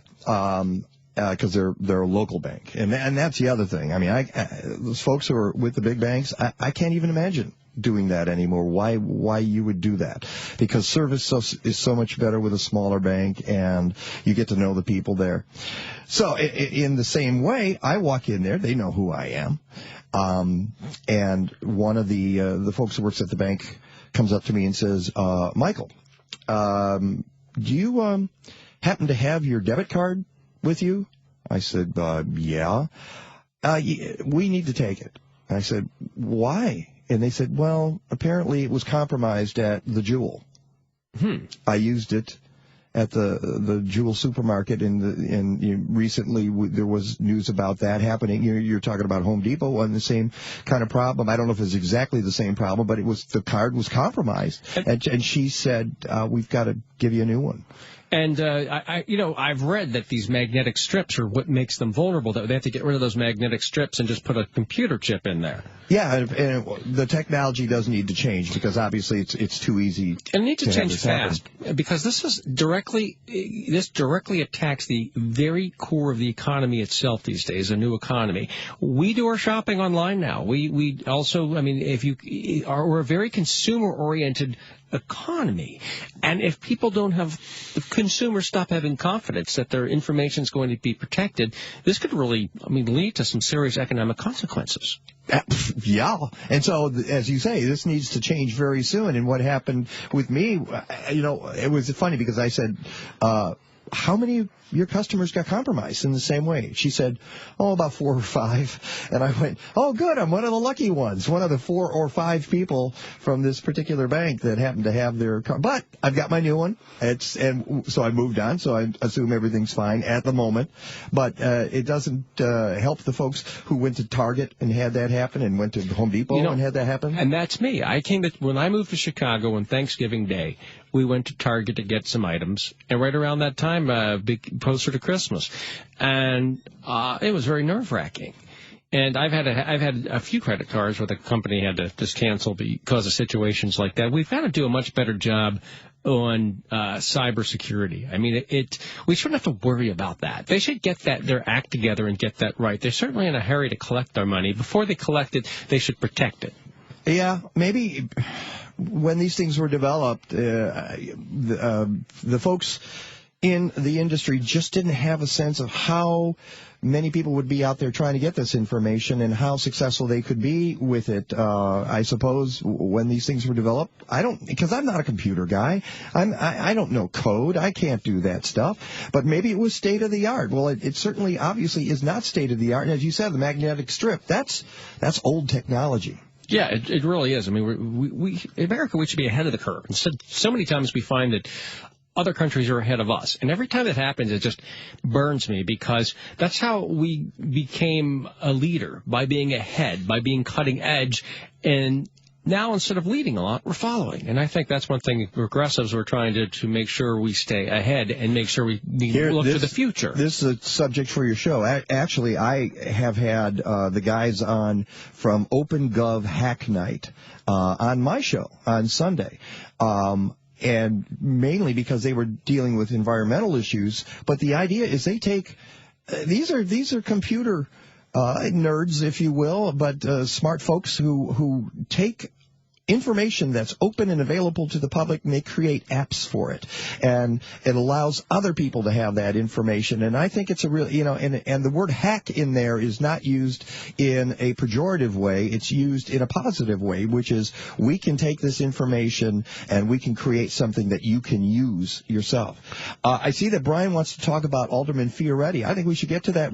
Brian, hang on a second. We will be right back. It's Mike Novak and Wayne Besson filling in for Stephanie Miller. We'll take your phone call about the mayoral race in just a second.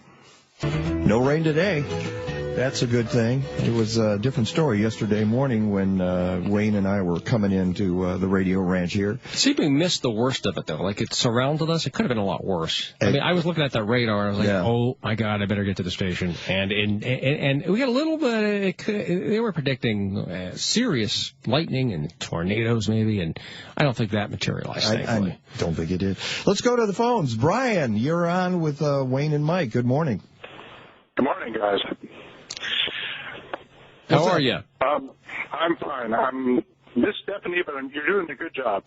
Thank you. We appreciate. We understand. People have their favorites, and they get used to they have their routines, the people they like. We get it. We're happy to fill in, and one of the things we're proud of is that we were able to bring a little local spin to Chicago's Progressive Talk. Yeah, well, it's nice to hear you guys on more than just the weekend. Cool. Anyway, what I wanted to talk about is a couple of weeks ago there was an article in the Reader about Alderman Fioretti and his chances for mayor. And it seemed to me that buried in the article was a comment about how if he ran, no one would be able to make this election about race. And I wanted to know what your thoughts were on that. There's a point. to be made, but why do we have to have a couple of white guys running? So, I mean, you wouldn't be able to make a comment about gender either. That's true. But people are going to make this inevitably. Yes, unfortunately, because we still, as a society, are not past the point where we can look at a person's merits. This whole flap about President Obama and the color of the suit he was wearing, for God's sake. And really? he looked great in tan anyway. I thought he looked fabulous. Reagan used to wear tan all the time, but he wore it and they went crazy. But the point being that what was happening in that situation, Brian, was that we were now bringing him down to the level of the commentary where people talk about what a woman looks like, not what her policies are or the strength of her argument. Right. And it's a shame. Dick Hay was on yesterday, and he said that Karen Lewis has lost 90 pounds or something like that. I'm not surprised, because if she were to run at her current weight, it would be brought up. It's just no way to get around it, and it seems a shame that she can't just run for office and on the strength of her policies. And there has to be all the circus that goes with it. I mean, that's part of the problem. Yeah. Go ahead. I think that was part of the underlying story, is that there is no level playing field unless you've got two white guys. Well, I mean, I think well, that's just a shame. Yeah, that's a darn shame. I still think it's going to be a race because of the school situation. I mean, that's really going to animate people. That, I think, helped Rahm Emanuel's ratings go with the African American community to about 8 or 9%, which is really actually kind of hard to accomplish. I mean, I could run right now and get about 8 or 9% of any community just by showing up, with cupcakes or oranges or something, like give away free food, because I worked on campaigns, and you can at least get 8 or 9% just by showing up somewhere with free food for everybody. And so he's really, I mean, it's absolutely astounding that a sitting mayor could have an 8 or 9% approval rating with any constituency, really. I mean, I think I could get 80% of the teabaggers. I mean, that's how hard that is to accomplish. So I think the mayor, he's a little vulnerable when you have certain constituencies that are so adamantly opposed. All right. So, well, thank you for taking my call. I appreciate it, Brian. Thank you for calling. Let's go to line 2, and Ken, you're on with Wayne and Mike. Good morning. Good morning. What? How are you? Okay, we're okay. I think we're still having a little bit of phone issues, and Chris is nodding. Let's see if we can get your question out there, Ken, or your comment. Yeah, I have two questions. Well, first of all, I want to comment about Joan Rivers. And many, many years ago in Houston, I saw her in concert with another great comedian, David Brenner. Oh, I love David Brenner. That guy was funny, too. He was great. They were so, what I tell you, they were so great and so wonderful that, I still think about it. This was many, many years ago, the show. And Joan Rivers cannot be replaced very easily. She was one of the quickest, witty comedians ever. I think the closest person to her in terms of a woman, in terms of quickness, is Chelsea Handler, is quick. I don't know if it's quick as Joan, but she's probably the closest I can think of that would fit that category of being able to roll off on a joke a second. And all the other comedians from the Borscht Belt, Henny Youngman, I could go on Rodney Dangerfield, Milton Berle. Buddy Hackett. I love Buddy Hackett. That guy made me... One of the greatest. Yeah. That guy was funny. Their shtick was basically based on how they grew up.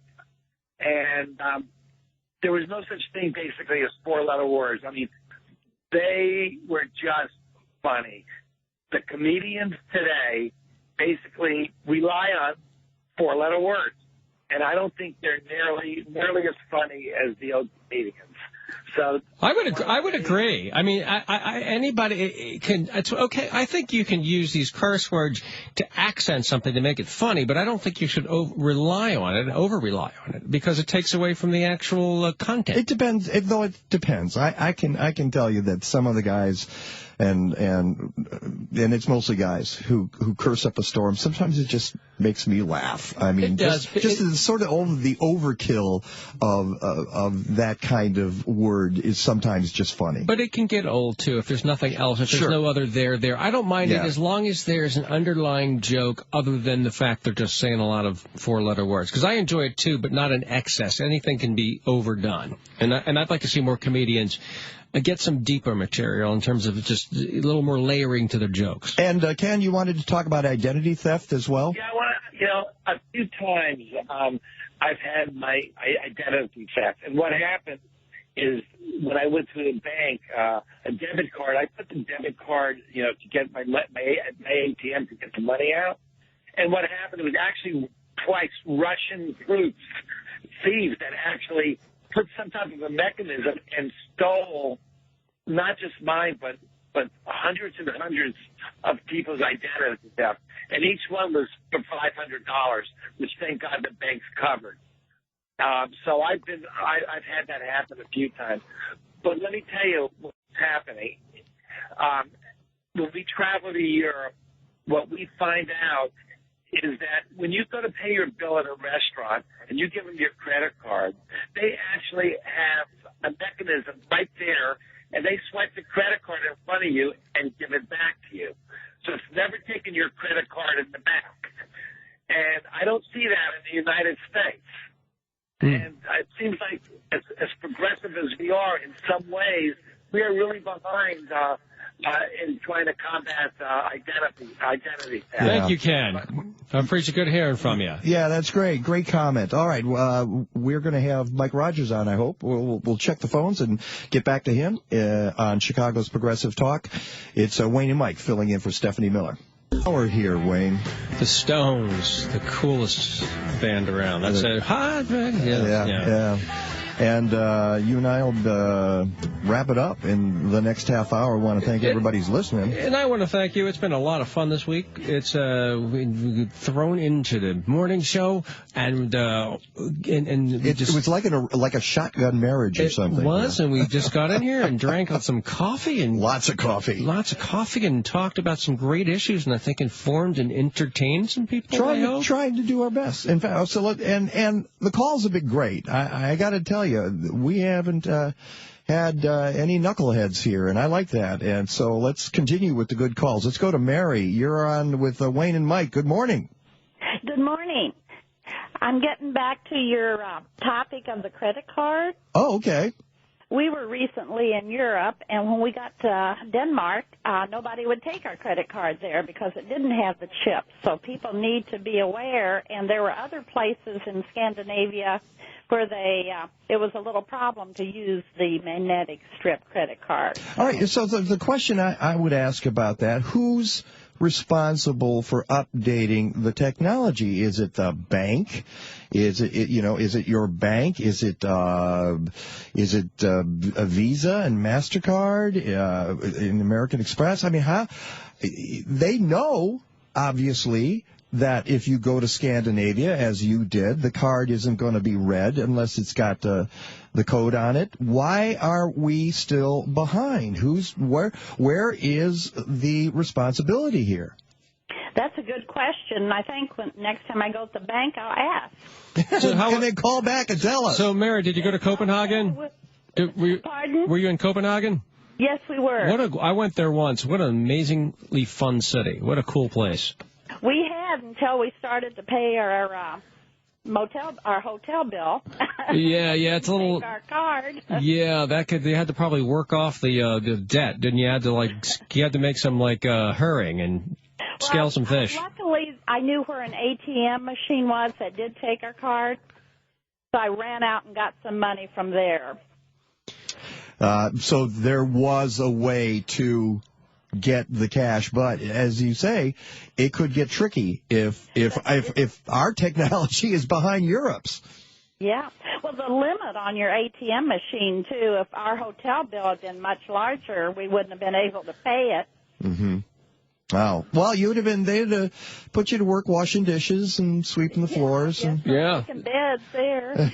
I went to this crazy place called Christiania. It's like this, it was very surreal. They sell these marijuana cakes and things like that. But the whole place looks like you're in a 60s trip or something. It's even if you haven't had anything. It's the weirdest place I've ever been was Christiania in Copenhagen. I recommend everybody go there and enjoy it. And everyone's driving bicycles. It's a really cool vacation to go to. Thank you, Mary. Appreciate hearing from you. Give us a call, 773-763-9278, 773-763-9278. Missy, how are you today? Welcome to the show. Hello, how are you? Good. I was just seeing on the news this morning, I saw like 150 school districts are just dropping their healthy food plans because kids aren't eating them. And I think it was in New York, admittedly.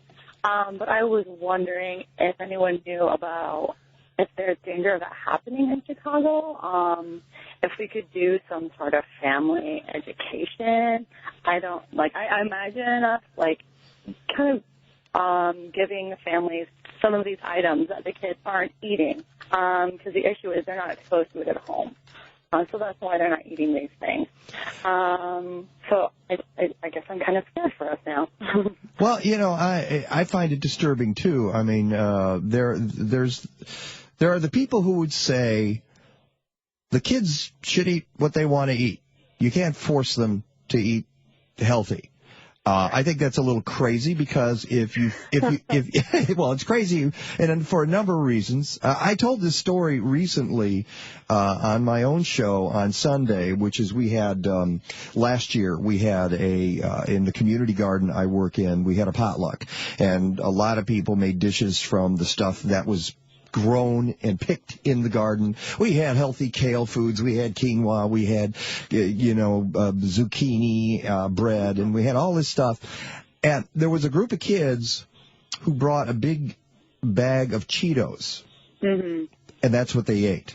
They ate the Cheetos while there was all this food for the taking. It was all in the potluck. See, I think that schools are the one place they should force you to eat healthy. Even if you don't want to eat it too bad, you should learn how. The problem is these young people don't know how. They might not want to eat it then. Okay, that's their prerogative. But you know what? When they want to later on, at least they'll have learned in school what is good eating versus bad eating.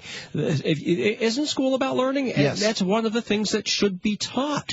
And I think if they grow up with it from a young age, then... And sometimes I work with eating issues. So we talk about a big fight is just exposing food to kids. And they'll know they'll start to feel better. 20 exposures for them to just try something. Yeah. And they'll notice how much better they feel, how they do better in school, how they can think a little deeper and a little bit longer. And maybe even better, their parents will notice. Yes. When they come home that they are doing better. Then they'll perform better in sports as well. They'll have more energy. Well, Missy, that's a really good point. I appreciate you calling. Thank you, guys. All right, have a great day. Got Mike Rogers coming up right now from Raw Story to talk politics. That should be very exciting when we're going to be back to talk to Mike. Let's say hi right now. We'll say hi. All right. Mike, how are you? I'm good. Hey, Mike. Good morning, everyone. Great to have you, Mike. For those who don't know, Mike Rogers is managing director of Raw Story Media. He also had worked before at Greenpeace and a senior fellow at the New Organizing Institute. And he was the subject of Outrage, an incredible documentary about his outing of hypocritical, closeted gay politicians.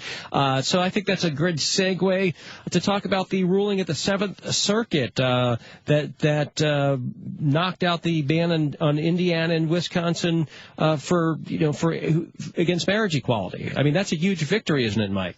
We're on a roll, and there's no doubt about it. So all of these are huge victories. And, as you think about the people that are issuing them, Republican judges along with Democratic judges, the demographic that generally we don't expect, more conservative people, even the more conservative people in the Democratic Party, judges and folks like that are just realizing it. And this issue is going to be coming to an end, I imagine, in the next year or two. Well, you mentioned that 32 states asked the Supreme Court to settle the issue on marriage this week, and this win in the Seventh Circuit was the 39th pro-marriage ruling, with just 2 losses since we won on the Defense of Marriage Act in the Supreme Court. So I mean, if this was the Chicago Bears or the Cubs that won 32-1, that would be pretty good. We did have one loss. There was some backward judge in Louisiana that had some really absurd arguments, such as we need to promote procreation was one of those arguments. I mean, isn't that absurd, Mike? Well, of course, all of this has been disproven. They try to say that kids of same-sex couples are worse off and don't do as well in school, when in fact they do better in school, and they've never been able to identify a bully raised by a same-sex couple. So they're grasping at straws. The word even procreation is itself steeped in religion, right? Creation. Right. And creationism, and that's a trigger word for them. So I was really surprised to see this, because you would think one of these judges wouldn't be one of the last holdouts in the country, but apparently it's important to them. There are some folks who say that the Supreme Court really wants to get its hands on this and issue a ruling. Is it even possible that they would not go along with the various appeals courts across the country? I'm no legal expert, and there are plenty of legal experts who are better at this than I am, but I'm a casual observer of the court, of course, because I care about politics, and, most of their cases aren't about these huge social issues. They're about minutia of tax law and things like that. So when 32 states come together and decide this, I've never heard of that happening before, where the states are pushing the court in such a large volume. So I think they ignored, one of the greatest issues of the generation, which the country is ready for, just to create more confusion for everyone. We're talking with Mike Rogers, the managing editor of Raw Story. We're discussing some politics. Give us a call if you have questions for Mike Rogers, 773-763-9278, 773-763-9278. Mike, we're really under a lot of pressure here in terms of Democrats to try to save the Senate. And we have an interesting situation in Louisiana where Mary Landrieu is under a lot of pressure too, because she she was living in her parents' house in Louisiana and had her own, but actually was living in D.C. Do you think that's going to be a big issue? We've seen this before with Pat Roberts of Kansas. It didn't affect Thad Cochran of Mississippi. You think that's going to come back to harm Mary Landrieu? I'm hoping the voters are smarter than that, and sometimes I don't have that faith, but they elect people to go to D.C. That's their job. And then what they do once they elect these people and send them to D.C., they attack them for being in D.C. And then when they come home for a vacation, they attack them for not being in D.C. So you can't win with these people. Yeah, it's very irrational. Stuff like this. Yeah, it's very irrational. And it looked like Mitch McConnell was going to be in more trouble this week when his campaign manager stepped down. He was working with the Ron Paul's 2012 campaign, which had paid an Iowa State senator to switch his support to Michelle Bachmann. And it caused, do you think, but it seems he's still hanging in there. I mean, will this bring down McConnell, or do you think McConnell's going to squeak and win this? That race is very complicated, because as I've seen races around the country, comes to mind the primary race in Detroit, in which Brenda Lawrence was third in the last poll, and being a woman candidate motivated a whole bunch of people who were not anticipated to be at the polls. So I think that that's a big advantage to the cause that we'll see hopefully happening. And Brenda Lawrence is now going to be in Congress, one of the few women of color, because so many women realize how important it is to have women do this. So, and I also think that Allison has the momentum here. And you know how momentum is as you head into the last month or so of an election. It's really about, the people are settling in. They're seeing that McConnell wanted to destroy Obamacare. He's actually out there trying to take credit for Kentucky Connect. It's unbelievable. Yeah. Trying to take credit But people are educating people, and all you need to know is he doesn't want to face her in a debate, and that says it all. Yeah, that is always that. You know, it's funny in Illinois. Here we have in the Senate race, Oberweis wants to debate Durbin, but in the governor's race, the incumbent Quinn wants to debate Rauner. So it tells you who's in the lead by who wants to debate whom. You know what happened with the debate tradition in this country was, I think, in the mid-'70s, the Presidential Commission was formed by the parties, and it took these independent debates from the League of Women Voters and moved them to the campaign. And you can hardly have a discussion, well, the height of the step from the hallway to the stage must be 12 and a half inches. I mean, this is the stuff that goes on, and there should have been an uproar. At the time, people who focus on these things should have defended the league and said we are not going to broadcast these debates that are shills. So it set the whole tone of, okay, so now debates are political tools to manipulate the population by not even participating. And we have that situation here in D.C. as well, so we know it's happening all over the place. And we have some key races in Colorado, Alaska, Iowa, Arkansas, North Carolina, and Louisiana. The Republicans need to get 6 seats to take over. I think you could throw Michigan into that as well, couldn't you? Potentially. Mike, what do you think is the Democrats' best shot there to hold on to any of these particular states? Do you think is it Hagan, Landrieu, Pryor? I mean, I see Landrieu is really coming down to the wire. I do think it's important also to notice with momentum that the Washington Post election lab, just yesterday I was poking around there, has moved. It's like now the chances of the Republicans taking control is 55%. Last week it was in the high 60s or something around those. Why are they tanking? I mean, that's a big fall this close to the elections. You know, I think that people, you know, we know what happens in U.S. elections. You can say it over and over whether there's an internet or not. People start paying attention after Labor Day. That's how elections work. And when people really start to pay attention to I mean, you have in Pennsylvania, the governor signed into law Obamacare because he realized, wow, everybody around me has this great thing, and people are going to look at us like we're idiots if we don't join in. So people will be looking at that. Everybody I talk to loves Obamacare or knows somebody who's been positively affected. And it drives me crazy when the Democrats do not defend this. This is a victory. I mean, it's not what we wanted, which was universal health care, but it's a lot better than what we get. I've got the Obamacare. It cut my medical bills in half every single month. It's been terrific. And mine, too. There's 2 guys sitting here in the studio right now who have benefited greatly from it and realize what a good program that is, regardless of the rocky start he got off to. That doesn't matter. Who cares about the website now? Right, it's the policy now. Yeah, Mike, here's another interesting thing I wanted to bring up. In this election, there are 124 ballot measures in 41 states. Spending on these referendums could reach more than $1 billion. For example, in Alaska, oil and gas companies spent an obscene amount, $170 for every vote. They won in the victorious campaign to reject taxes on their products. But we're seeing this whether it be marijuana referendums and so forth across the country. Is this level of spending on referendums, it seems unprecedented, and it might actually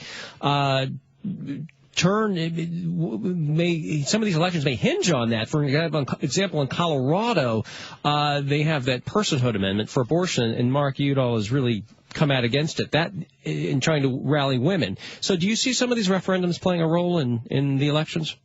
I do, and of course, the most famous use of this was Karl Rove with all the marriage amendments in 2004. But what has become of this, it's become a tool for legislating. And I have often said by passing one simple law that's one line long, we would end this referendum insanity. Referendum were created as a way for the population, citizens, to say, this is something we don't support and we want to undo it. All we have to add to the law is those who collect signatures to place referendum on the ballot may not receive compensation for doing so. Period. And then these big lobbyists, the Koch brothers and all of these people, can't step in and say, okay, we have to hire 3,000 people. We'll pay them by the signature, which means they get signatures fraudulently because they want to be paid. They don't really care about the issue. If they would just declare that it's about citizen participation, referendum are paid for, that you can't pay the collection of the signatures, we would end this problem in most places. That's a great way to end our conversation. Well said. Mike Rogers, thank you so much for being with us this morning. Thank you. And we are going to return in just a second and say some goodbyes and some thank yous for what has been an intense but really enjoyable 3 days. We'll be right back. It's Wayne and Mike filling in for Stephanie Miller. Hey. Okay, you can stand up there, Wayne. It's okay. Got to get the blood flowing after a while here. That's why I play this kind of music. The coffee's going to wear off right about now. So I was standing up and stretching and jogging in place and probably going to eat too. And if my head just hits the console like that, it's because I've nodded off. All the energy just drained out of my body. I'll throw water on you if you do that. If you can't make it for like 4 minutes, I'm going to throw cold water. I think I can make it through 4 minutes. This has been a blast. This has just been a lot of fun. And again, and I will say it again. I know, folks, you love Steph. She's back on Monday. Don't have to worry about it. She'll be back here on Monday entertaining you with the Mooks and all her great guests. But Wayne and I... we need Mooks. Well, we need Mooks here, too. Some kind of... We got Chris Schragi. Can he be considered? He's raising his hand. He considers himself a mook. Or maybe leprechauns like Lucky Charms. That'd be kind of fun. And yesterday we had Antonio Carrera. And Dick Kay. And Dick Kay. It was great talking to them. Today, Ron Cowgill showed up. And October 18th at Pisons, I'm going to be with Dick Kay talking for an election rally. And it's going to be exciting. I hope you join us for that. Tell me about it. Yeah, Dick and I are going to be there, and we're going to be rallying people to get to the polls. So the idea is encouraging people to vote. It is, and it's going to, and not just vote for progressives. I'm not going to say vote for some teabagger. I'm biased. Come out and get the progressive vote out so we can do what's right for this country and for Illinois. Yeah, but I'll tell you something. Anybody who votes gets my respect. I mean, if you take the time to do that, and the one thing we didn't ask Mike Rogers about was the voter enthusiasm that we've talked about a little bit this week, and I cannot understand why anybody wouldn't always be enthusiastic about getting out and being able to exercise their right as an American. I know, and Mitch McConnell, when he was at a Koch brothers meeting, was secretly saying that he wants to get rid of Obamacare. And he's basically going to take away my health insurance.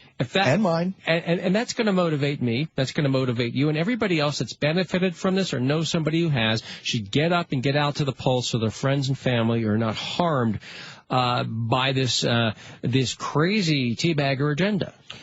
So what day is that again? It's the 18th? October 18th at Pisons, and it's going to delicious pizza. What day of the week is that? I'd have to check. Don't have any idea, huh? I don't even know what tomorrow. Tomorrow's Saturday. I know how I know because it's my show. I've got issues tomorrow. Join if you haven't heard it. I've got issues from 4 to 6 p.m. I will hope you'll join me. But you will have fun. You only have issues from 4 to 6 p.m., right? No, I have them full time, man. But I just air them like it's a big shrink's couch. We're actually going to be talking a lot of politics tomorrow. We have some fascinating. We're going to actually be talking about those referendums and how they're going to affect politics. Join us. You will not be sorry, and you will have a great time. And of course, the Mike Novak Show on Sunday mornings from 9 to 11. Always talking green and gardening and environment. And I want to encourage people, speaking of voting, vote with your feet. Go to the Great March for Climate Action in Chicago tomorrow, 2 p.m., Daly Plaza. You can find more information at climatemarch.org/Chicago. I'll be speaking there along with a bunch of others. Let's show the world that we care about climate change. I'm relieved you said that. I thought people were going to have to grab the lever with their feet. And so it's just actually going to the climate change march. I like the idea of being in the booth. Yeah, that's very flexible. All right. Say goodnight, Wayne. Good day. Have a wonderful weekend. And join me tomorrow from 4 to 6 p.m. We'll catch you soon.